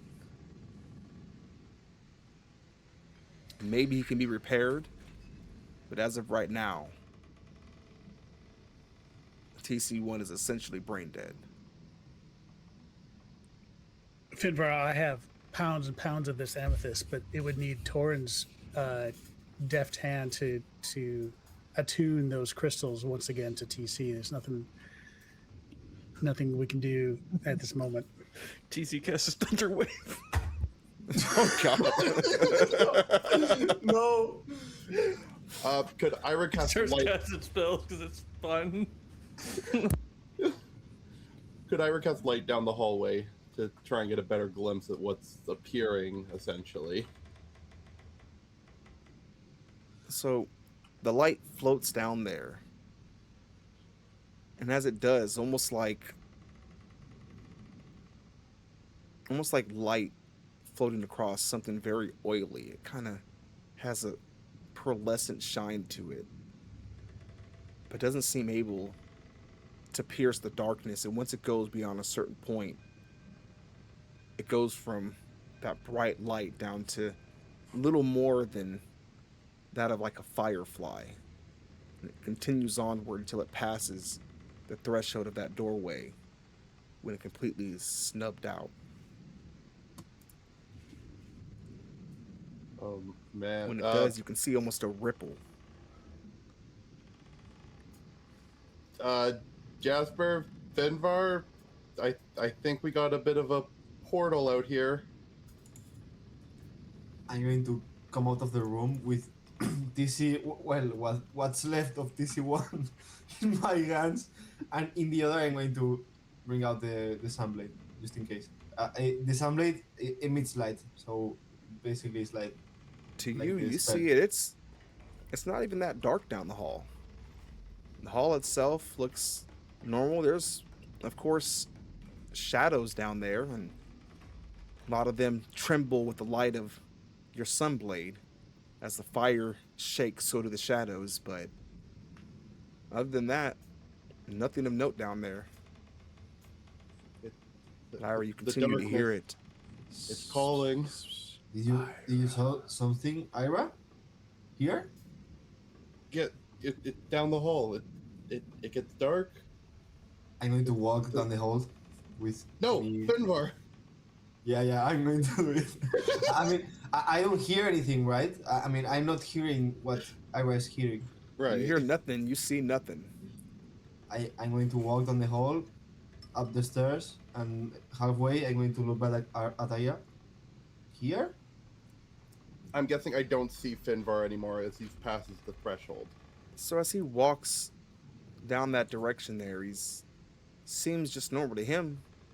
Everything seems fine. The flames light his path like a torch, but to you, eventually, you reach a point where he stepped in that darkness and the fire goes dull and then takes on an almost bluish tint to it inside of the blackness. And then, as Finvar, you're still just looking around, looking for anything of note. But from your eyes, Ira, Finvar stops, turns, his face pale, his veins blue and running up all over his face there. He opens his mouth and just a black kind of ichor begins to roll out of his lips and run down his face. I run to grab Finvar. When you run down there, Finvar, you see him running towards you. As you step into the darkness there, Finvar vanishes. And from where you're looking, Finvar, Ira runs towards you, and as he gets at a certain point, he vanishes. Ira, you find yourself standing on the ship, but the wood looks rotten, spoiled, twisted and warped. Strange fungus grows all along the sides of it. You see no signs of your crew, of your party. And then you see out of one of the rooms something. It's like a small child runs out, runs up the hall. You hear he goes running up into another door and slams it behind it.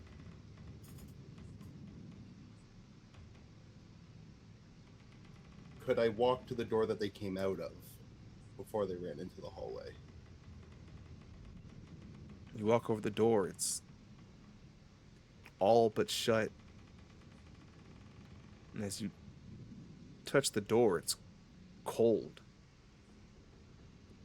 Push it open. On the inside is nothing short of a horror scene. Blood smears the walls in every which way. Parts of innocence all thrown about.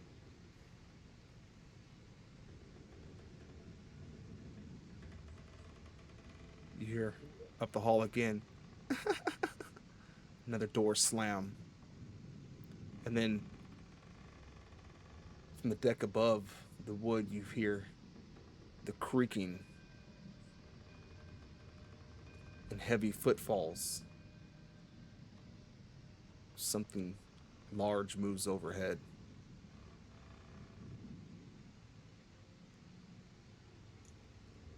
I would like to move towards where I heard the child laughing and the door slam.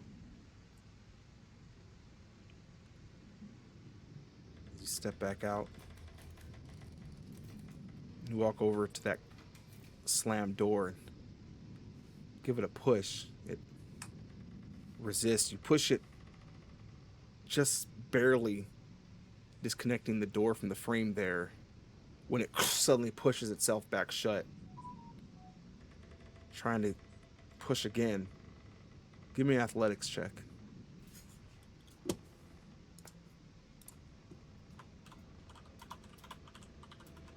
Uh, 12.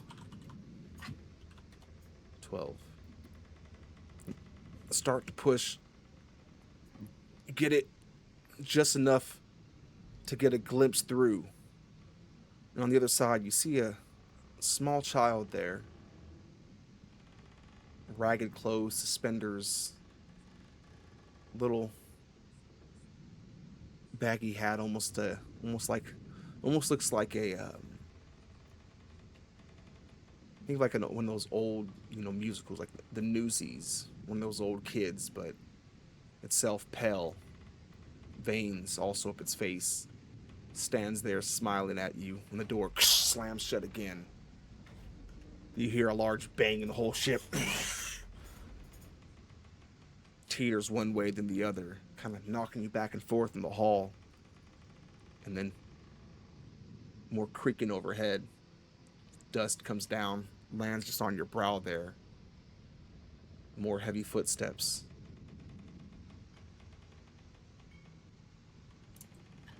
This is from above me. I'm hearing this, correct?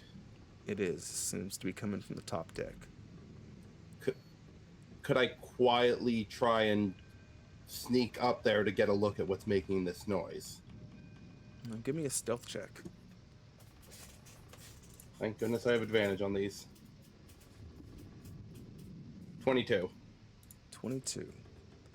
So, as you slowly make your way up the steps there, trying your best to avoid any creaking, some of it unavoidable, but somewhat masked by this endless creaking the ship does on its own, before you finally reach the top and peek out just out of sight from the shadows there.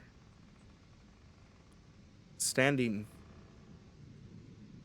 still for a moment before pacing to one side, then the other, then back over in front of the main mast.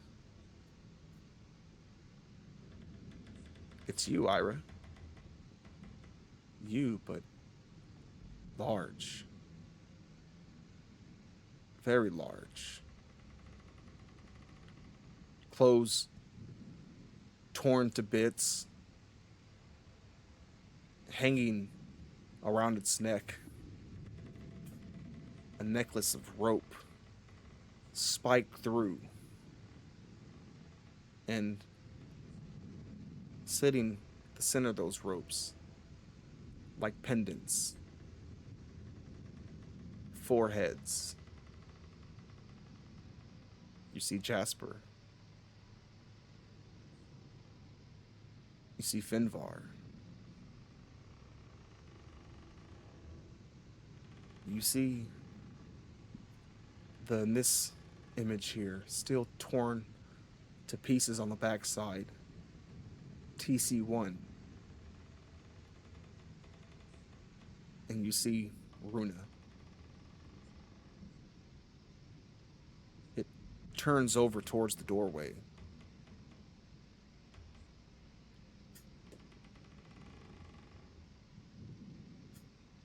It seems to lean forward for a second. It walks over, stops about 10 feet shy of it, and gives a lumbering lean forward. Its eyes squint hard. It's about where you realize it has no eyes. It stands up straight. You can feel your hand, the withered one, begin to ache again.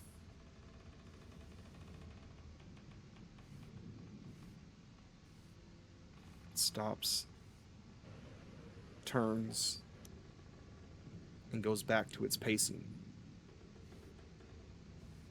What are you doing? First of all, do I recognize this as the creature I turned into a couple of sessions ago? That the party This, from what description your group may have given you, this is nothing like this. That thing was horrible, but very bestial. This thing is nothing short of haunting.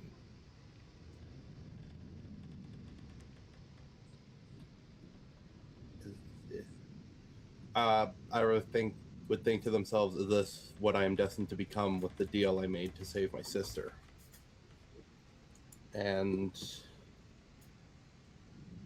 wants to go back down below deck and go to the first room the child had slammed that I kind of skipped over. Stepping down there, walking down, stepping back inside. This door now, as you move down there are no closed doors. They all hang wide open. Each one their own portrait of sinew and massacre. And finally, stepping over to the first door that had slammed just in the center of the hall. The room that would be your own. You step and peek around. And just as you come around the corner there you stand. Not you, but the horrible you. It reaches out, grabs you. Before you can even fight it off, lifts you off your feet with the one hand, just under your throat, and pulls you closer. Its sockets stare deep into your eyes. Give me a wisdom save.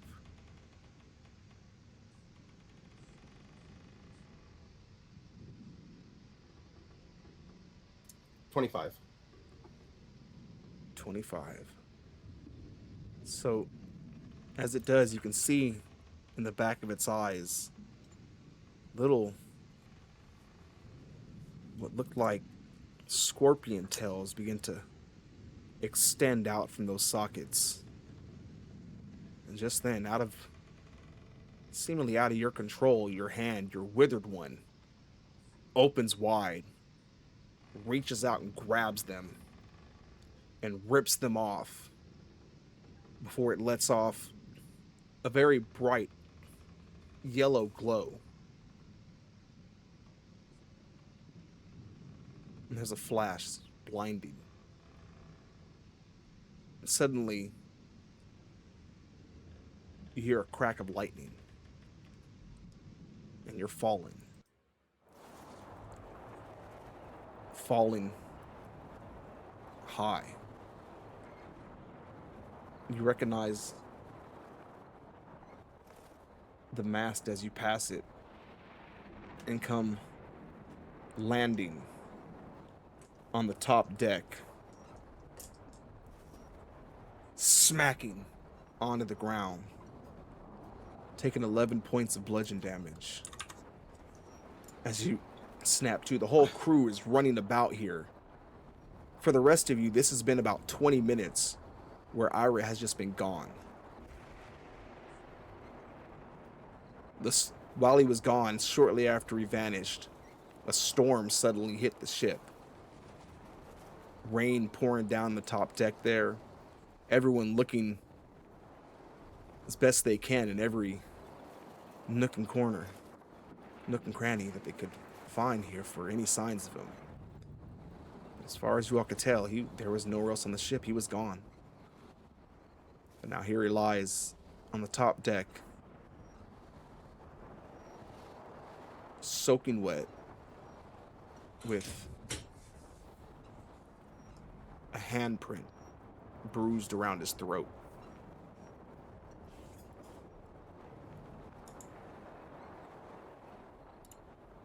I go running up the stairs from inside the ship. I thought you were a goner. I'm going to jump in. Ira, you're back. In 20 minutes we lost DC and you. I couldn't believe it. What happened to your neck? Then are you good? you're alive? Yeah, I'm going to cast all my Leo hands on him. Just cover anything that he has right now. Yeah. I'm totally good. I'm totally fine. What about you? Are you gay? Did you came out from the sky? Where's Jasper? Where's TC1? Where's my sister? I'll go find them. And I'm running as fast as he can to reach Jasper. I was with TC. Or you found me with TC. Jasper, I race back. Come here. You need to see this. And keep in Alright, mind, follow. TC1, you are functional. You are there. But your intelligence is There's one. bottomed out at the moment. Yeah, your Lobotomized. brain is just functional enough to operate your systems, but not to provide any solid strand of thought. You got a frontal lobotomy.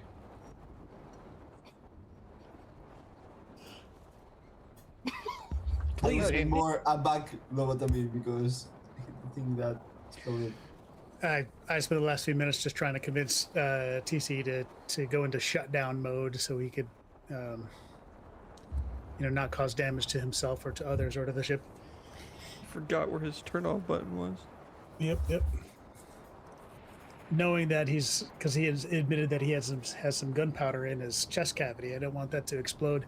Take out the ship. On that note, Finvar. So, where is he? Is he okay? Is he alive? Yeah, it's okay. It's in the deck. Up. Come with me. Follow. Okay. Where's your egg? It's good. It's in my chamber. It's Okay. Like in my bed. Okay. He put it safely somewhere. I mean, yeah. I fear that some debris from TC1 skull will break it apart or something. But okay, Ira's here. Come here, and I'm going to run to the deck Yeah. to Follow. see Ira. And as you run up there, Ira's still kind of collecting himself. And you healed him from his wounds. The damage recovered, but the bruising around your neck remains.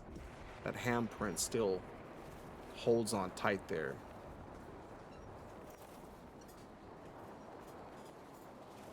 What do you think, Jasper? I mean, that wasn't there before. Ira? Yeah? Is this real? You're both alive? Tell us what you saw. I saw torn apart bodies decorating the rooms of this ship with a nightmarish creature that I believe was myself brandishing your heads as neck ornaments. Was it the coin? Because the last thing I saw was you pick up the coin and then you disappeared. You ran down the hallway Maybe? and literally disappeared.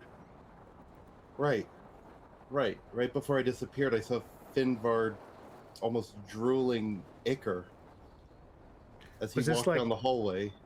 Was this like Torin that you were transported to a different place? How long were you gone? How long do I think I was gone for, Risen? Because you said for them it was about 20 minutes. For you, the whole ordeal was only, 3 to 5 minutes tops.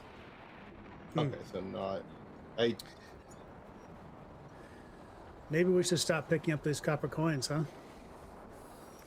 Most definitely. The copper on the face.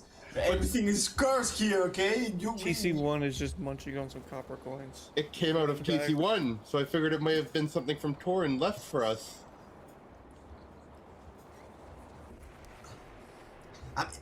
What good does Thorin did left for us, okay? Look at this. Torin, please end it.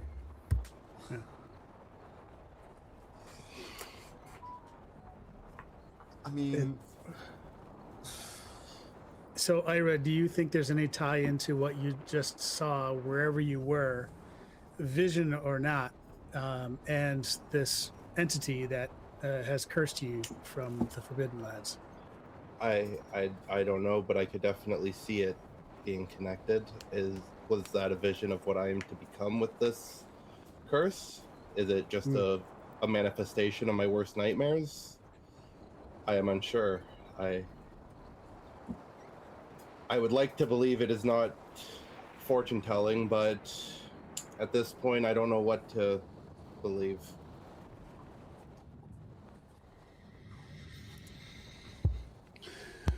Well, it seems like we've got our work cut out for us, gentlemen. Jasper, come with me, and I need to pull you apart and Sure. talk to you. Okay. I know it's good. We just talk about this, but We just talked about this. Yeah, you're right. I mean, no. I just thought about them eroding us, okay, trying to make us fall apart. But this is, I mean, look at this one. He literally fell apart. What can we do to prevent this?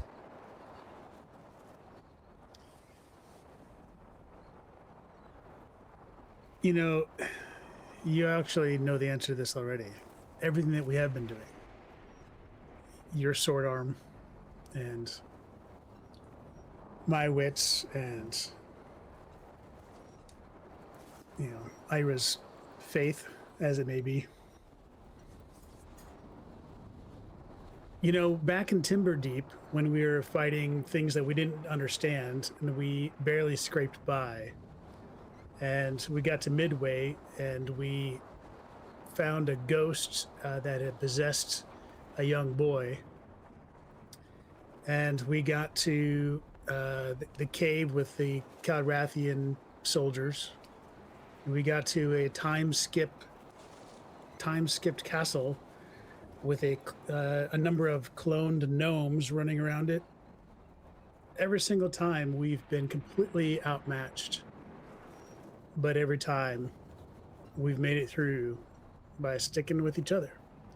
And as corny as it sounds, this is exactly like when I was back in the military, in the guard force, watching each other's back. So we just got to keep watching each other's back. We'll get through. I mean,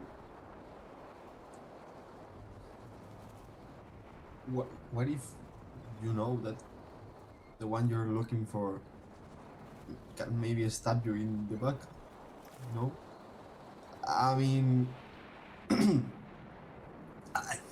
this is just so frustrating, okay? It's hard to keep things together and they fall apart so easily. Why do I have to pick one coin? But I guess you're right, as always. And then I'm going to go to Ira and say, Ira, are you okay? Do you feel fine? I think so, for now at least. Do you have like someone whispering in your ear, or I don't know, some kind of looming doom upon you? I was about to ask, do I still hear the whispering? It's very, very faint. For a moment there, as Finvar is talking, you look up at him. One blink, and that same twisted expression, twisted, pale, veiny face. Another blink, it's gone again.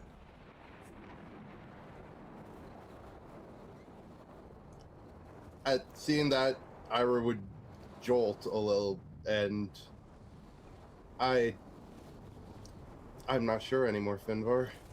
The world seems to be falling apart right around me. Okay, don't worry, hold tight. I'm with you here. Okay, grab my hand. I'll take Finvar's hand. It's okay. This is real. Okay, we are here. And you are not safe to be around, okay? I'm going to be honest, but we are going to figure this out.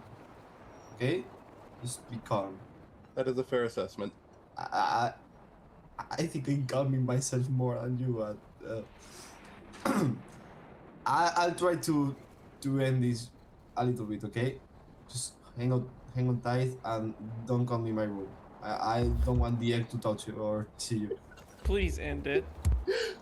And you stay here, TC. Well, whatever is left of TC.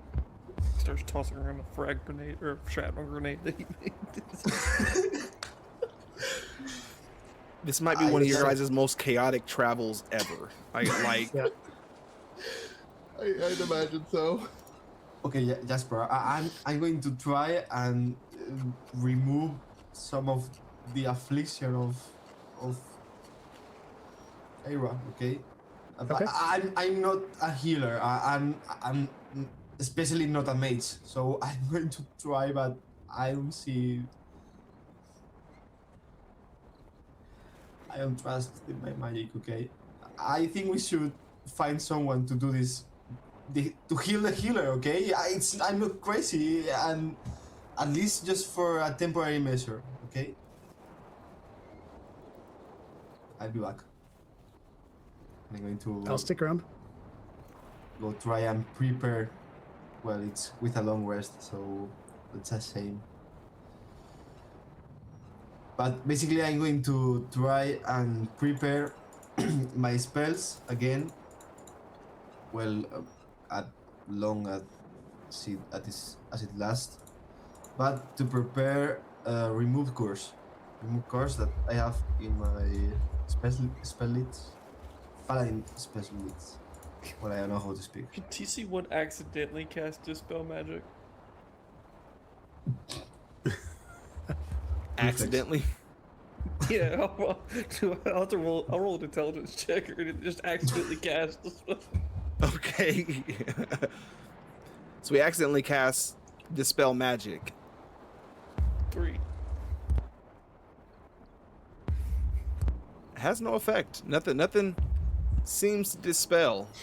In fact, in that moment, you can almost feel that grip around your neck again for just a brief nanosecond. You almost can't tell if it was a spasm or what, but for a moment, you can feel all 5 fingers kind of press in for a brief moment.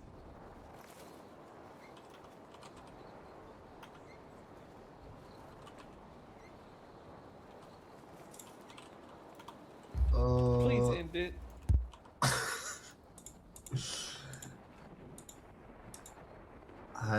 I don't know how much time I have to wait to prepare my spells. I'm searching for it. But basically, what Fima is trying to do is prepare, remove curse, and the first thing that he could do is cast it on Ira. To try The next and day. yeah, the next day, and we basically quarantine Ira to not spread his sickness onto the ship or onto anyone else. And then as the morning starts, I'm directly going to Ira and casting remove curse. So, that following day, as you cast it, his sister comes along. She assists as well. Between the two of you casting it, when you do, you see one of the fingerprints vanish away. Over the remaining days, day after day, it doesn't seem to work more than once a day. One at a time. With each joint casting of it, a single fingerprint vanishes. Until the 5th day, as you attempt to cast it, the thumbprint holds. You still hear many of the visions you've been seeing over these days here. It's been endless nightmares, occasional flashes of these horrific sights. But with all but the thumbprint gone, the visions fade to being nothing more than the occasional mirage, but nothing that holds quite like it did before. The whispers die down to sounds like someone whispering at you from a great distance. But you seem unable to fully break whatever this is. You've certainly dulled it. You've drowned it out. But there's still something holding on.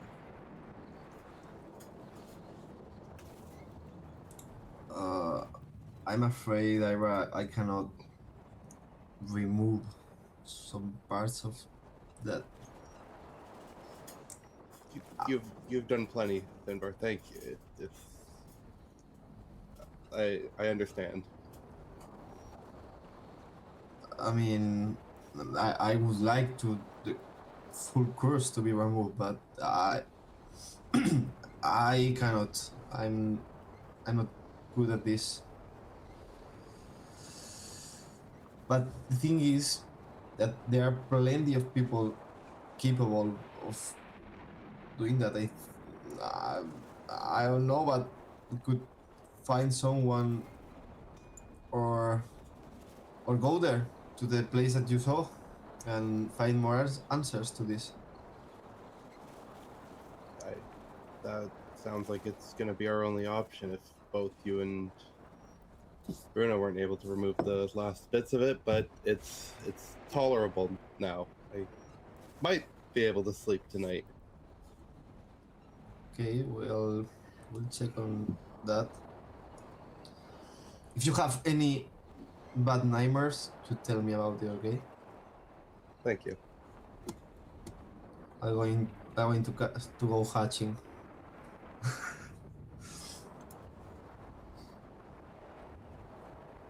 And I leave Ira with his sister, her sister.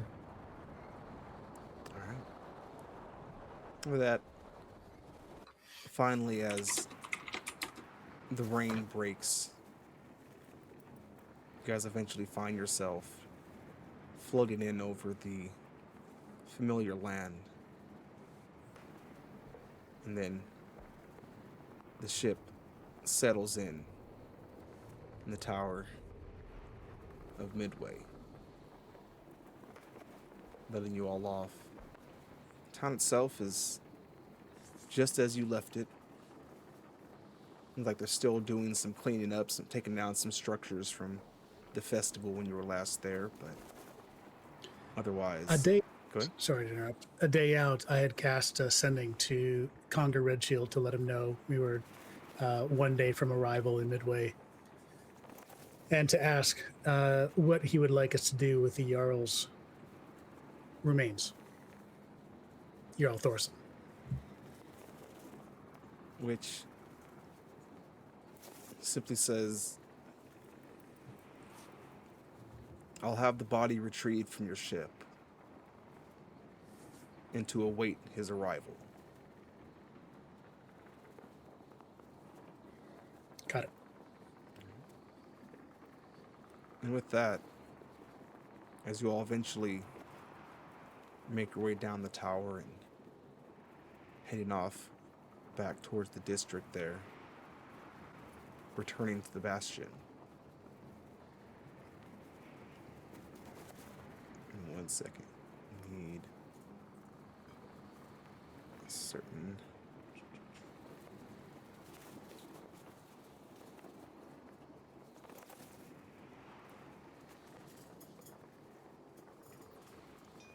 Eventually, stepping in your door and sitting just off in one of the chairs there, down in the parlor, you see Torin. He sits there, and off beside him, fireplace burning, roasting what appears to be marshmallows, or something very similar, with the one hand he still has. Plemolin.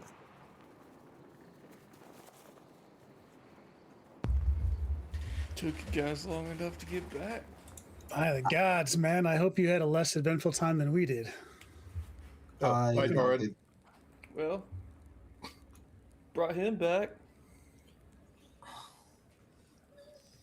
I didn't thought I would say this, but I'm glad you're back. Sincerely. Yeah, I mean, you say that, but it's been probably three, 4 weeks. It's been a really long 3 weeks, okay, Torin? I mean, you're... Well, what have you... What happened to TC? Not my fault, okay? That Find that might- hard to believe, Finbar. that one might be on me, Torin. Well, I'm not the one that explodes magically, okay? Giving you a hard time. It's probably his fault. I made him, anyways. That's the point they wanted to make. Well, did y'all succeed? Yeah, we did. With a few... I don't know how Mishaps? to say it. Yeah, but we did. I can see that. It looks like I got some repairs to do on my little invention. Sam West is The short story is we confronted the Jarl, which is probably stupid. He sent us on a quest to prove ourselves, to destroy a village of innocents called Onger. We protected them, became traitors by Jarl Thorsten's word. We snuck into his into a portal to reach his firearms factory. Discovered the air crew and Sam West all there working to outfit the Jarl Thorsten's army. Did have a showdown with that other adventuring group. We managed to kill most of them, and one of them turned out to be Ira's sister. And then, Oh, would you look at that? yep. And then on the way back, after rescuing the crew, we got back to Hadrings and was confronted by Jarl Thorson and his troops, which didn't was touch and go. Didn't end well for TC, who unfortunately took a big hit, but Ira managed to bring him back from the brink of death. But the Jarl was not so lucky, and we've got him under some gentle repose here on the airship. We did have some shenanigans on the way back here, and we found out the nature of Ira's curse and the potential source of it, which is probably in Kretvern, the Forbidden Land. Yeah. I think I've been meaning to go there at some point. To go And where?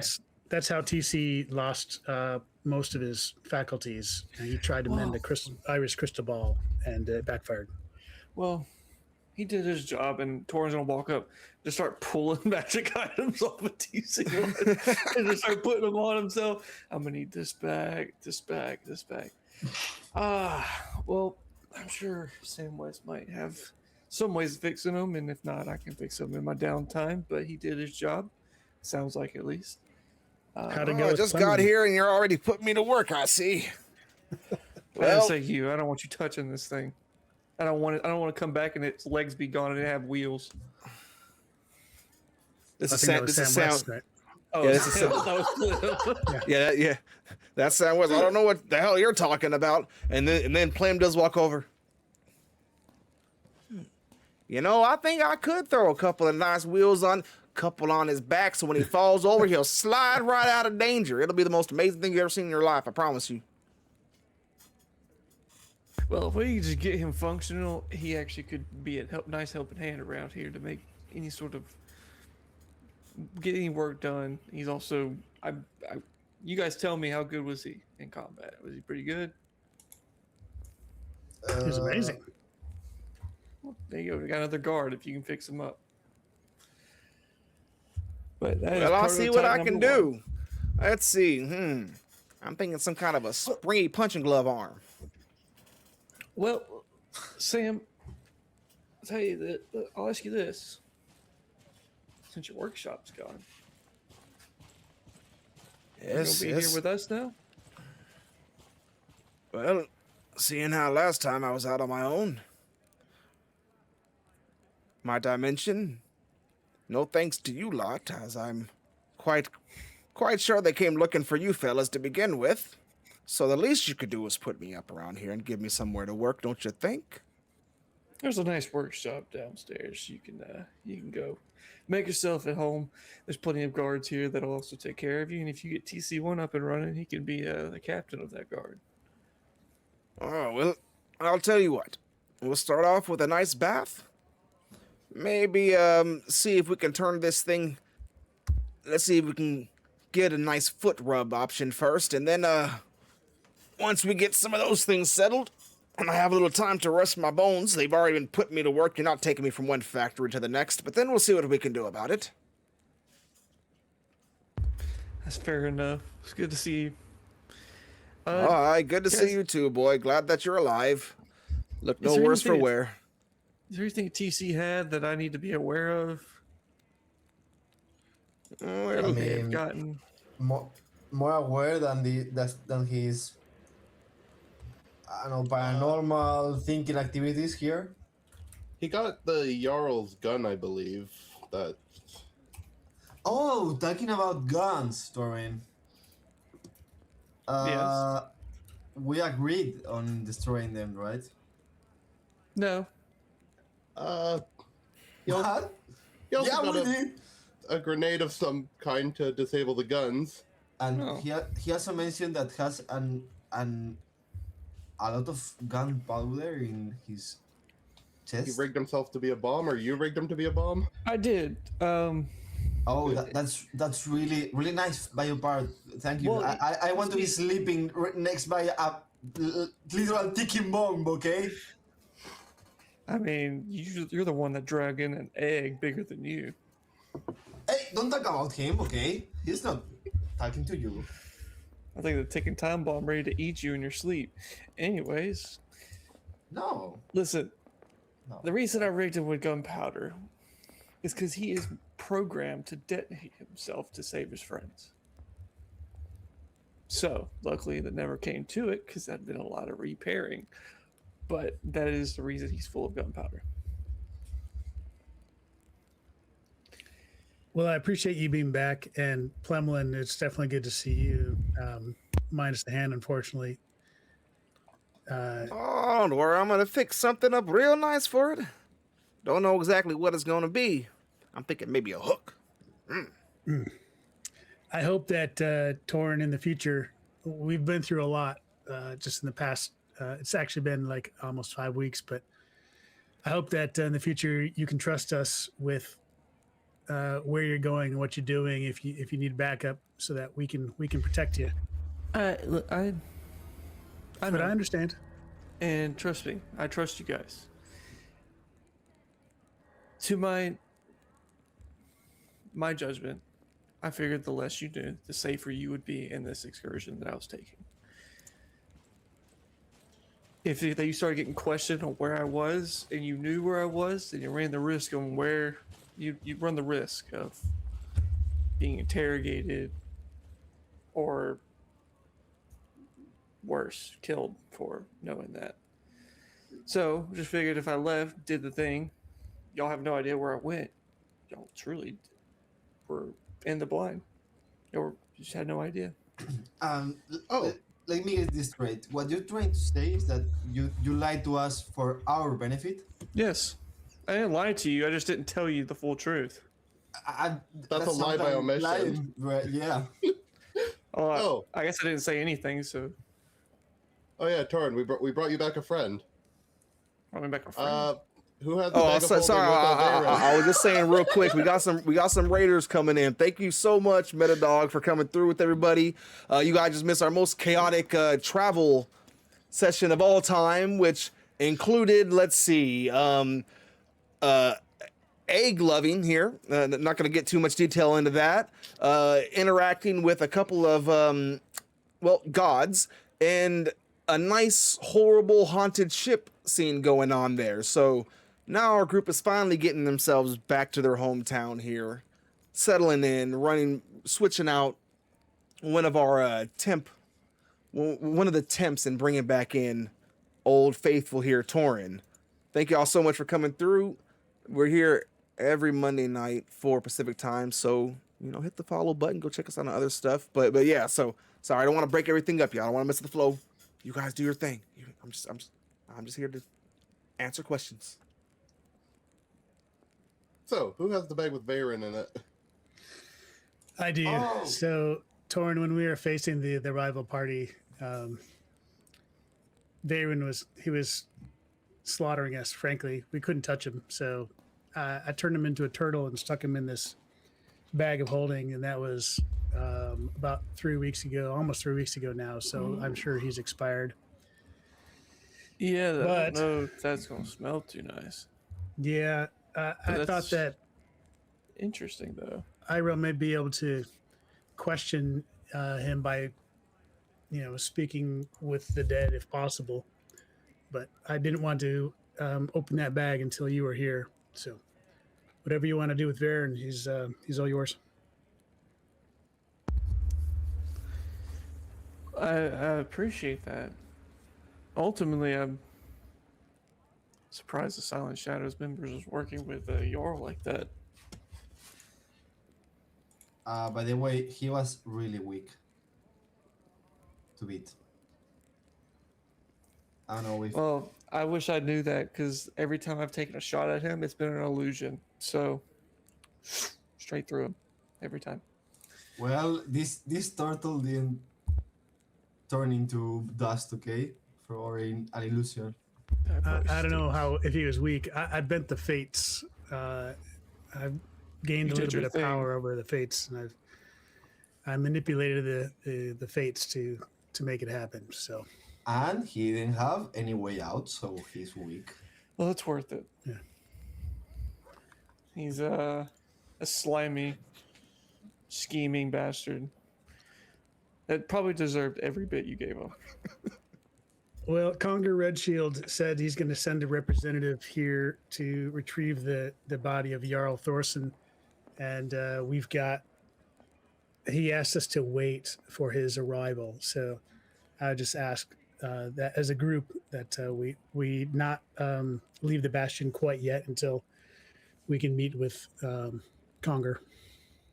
And almost in an instance of speak of the devil, a circle of magic begins to shimmer, when suddenly out of it appears, first off, Aelor Varn steps forward, the wizard, and beside him, magic sparks again, and out steps the Conger Green Shield,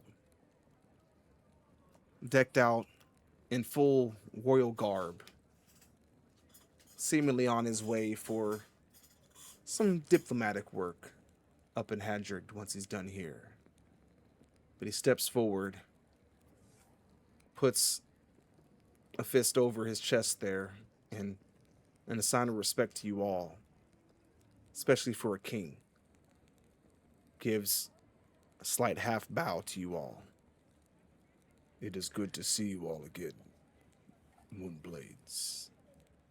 And Jasper bows. you all have done well. But there is much to discuss. But first, the body has been retrieved from your ship. I am very appreciative of it. Returning that to the people of Hadrian. The Jarl, despite his treachery, his work there in his past has been, well, heroic. And the people will appreciate it. It will certainly lessen the effort needed to take control there until a new Jarl can be appointed. But first, there are certain honors that I myself must bestow upon you all for your work.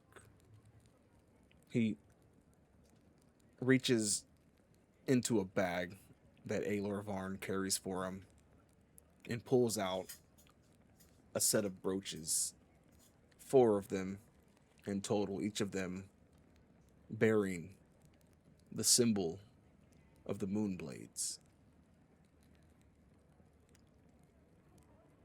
These mark you all as champions of the realm. And for your work, your bloodlines, as they preceded you and henceforth join those of the noble houses. Once more, I ask that you send your coat of arms to the palace in Valhalla to be hung in the Great Hall with the other noble houses. Your work here cannot be understated. As one war goes on, we could not have a civil war splitting our lands. You have stopped that in its tracks, and this recognition is well overdue. Now, I believe Aelor Varn has something to offer as well. Yes, I have something for you. You have done very well out there. While there are much other things to discuss, the Conger has asked that I present you all with something to show the appreciation that I have for you carrying my name so well, since I am, of course, the ones who's presented you to the Conger in the council. So, with that, I present you. And he opens his hand. It's 5 shards of a green crystal in the center of it. Shards of emboldenment Take them. Crush them in your hand. And they will add on to whatever attribute of yourself you wish to enhance. So with that, that is 5 shards. Each gives you 1 point to add to any of your stats.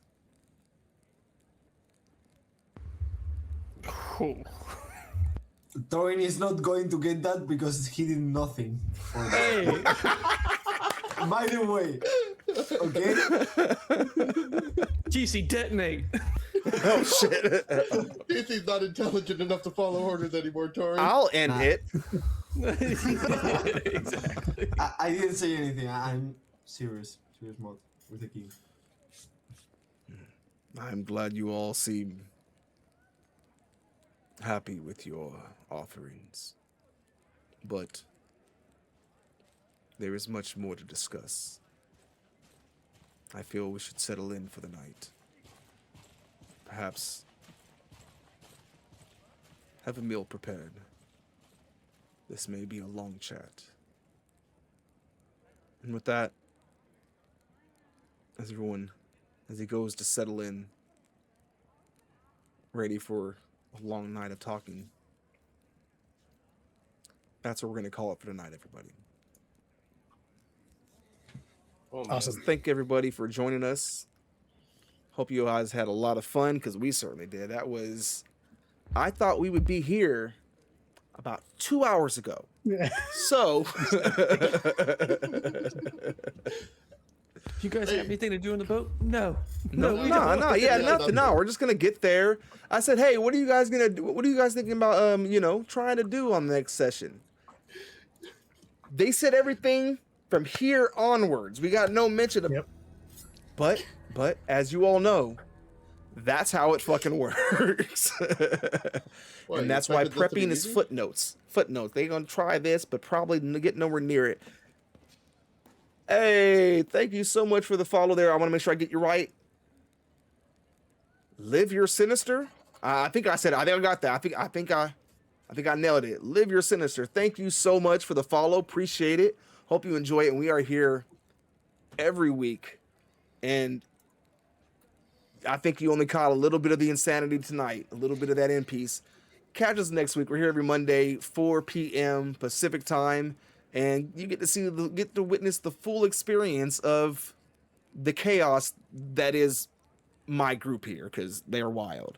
In the meantime, you can go check me out over on TikTok, where I post just endless memes. That's really what it is. Just things that I find funny and videos that I make that I think are fucking funny for D&D. Try to make more personalized content, but so busy. Or you can check me out over on Instagram, where, again, that is just my ego. So if you want to see me at a gym, Instagram it is. But otherwise, show some love for our players here. That was an awesome session. A lot of things. Every time I think that we've tied up one thread, they throw a fucking coin in there, and we have to open up a whole new one. Yeah. If you didn't see in our abilities and stuff there, players or viewers can spend some of your points and toss in basically coins of fate, where if they find it, I roll a die, and on a 1, it's some kind of a curse. On a 20, it's some kind of a blessing. Tonight it was a curse. So that's where we're at with that. Anyways, we're gonna kick it out of here tonight. Thank y'all so much. Any final comments before we go, gentlemen? Hoping to get some XP. That's all. Oh, that was fun. I love my egg. I love my Great real play. That was good. Fun. That was good. Finvar has some full Eggmance going on here. All right. So let's see. So we're gonna do our normal. Let's see. At this point, you guys, what's your guys' proficiency bonus right now? Is it still 3 or is it 4 now? It's 4. It's 4. So that's gonna put us at 6 per little tip there, 600 per tip. And I'm gonna count everything separately. So we got the egg, the sister, the tower, the Brain dead TC. brain dead TC, and The nightmare. the nightmare. So with those together, you're looking at 3,000 XP for tonight. Woohoo! All right. But that's gonna be it for us. Thank y'all so much. And Haley, I'm sure we will see you next week. You have an awesome week. I hope you get to play. I saw your posts. I don't always get to respond in there because, I don't hang out in Discord all of that much. I just kind of try to post stuff when I can. I'm going to get it right there. I'm going to remember it where it's easier. Good night, Live Your Sinister. Thank you so much for coming through. Thank you for the follow. Haley, I hope you get to play some D&D this week. I saw you didn't get to play last week. When sessions are canceled, it is the worst, but we're rooting for you. And yeah, we will see y'all next week. Peace.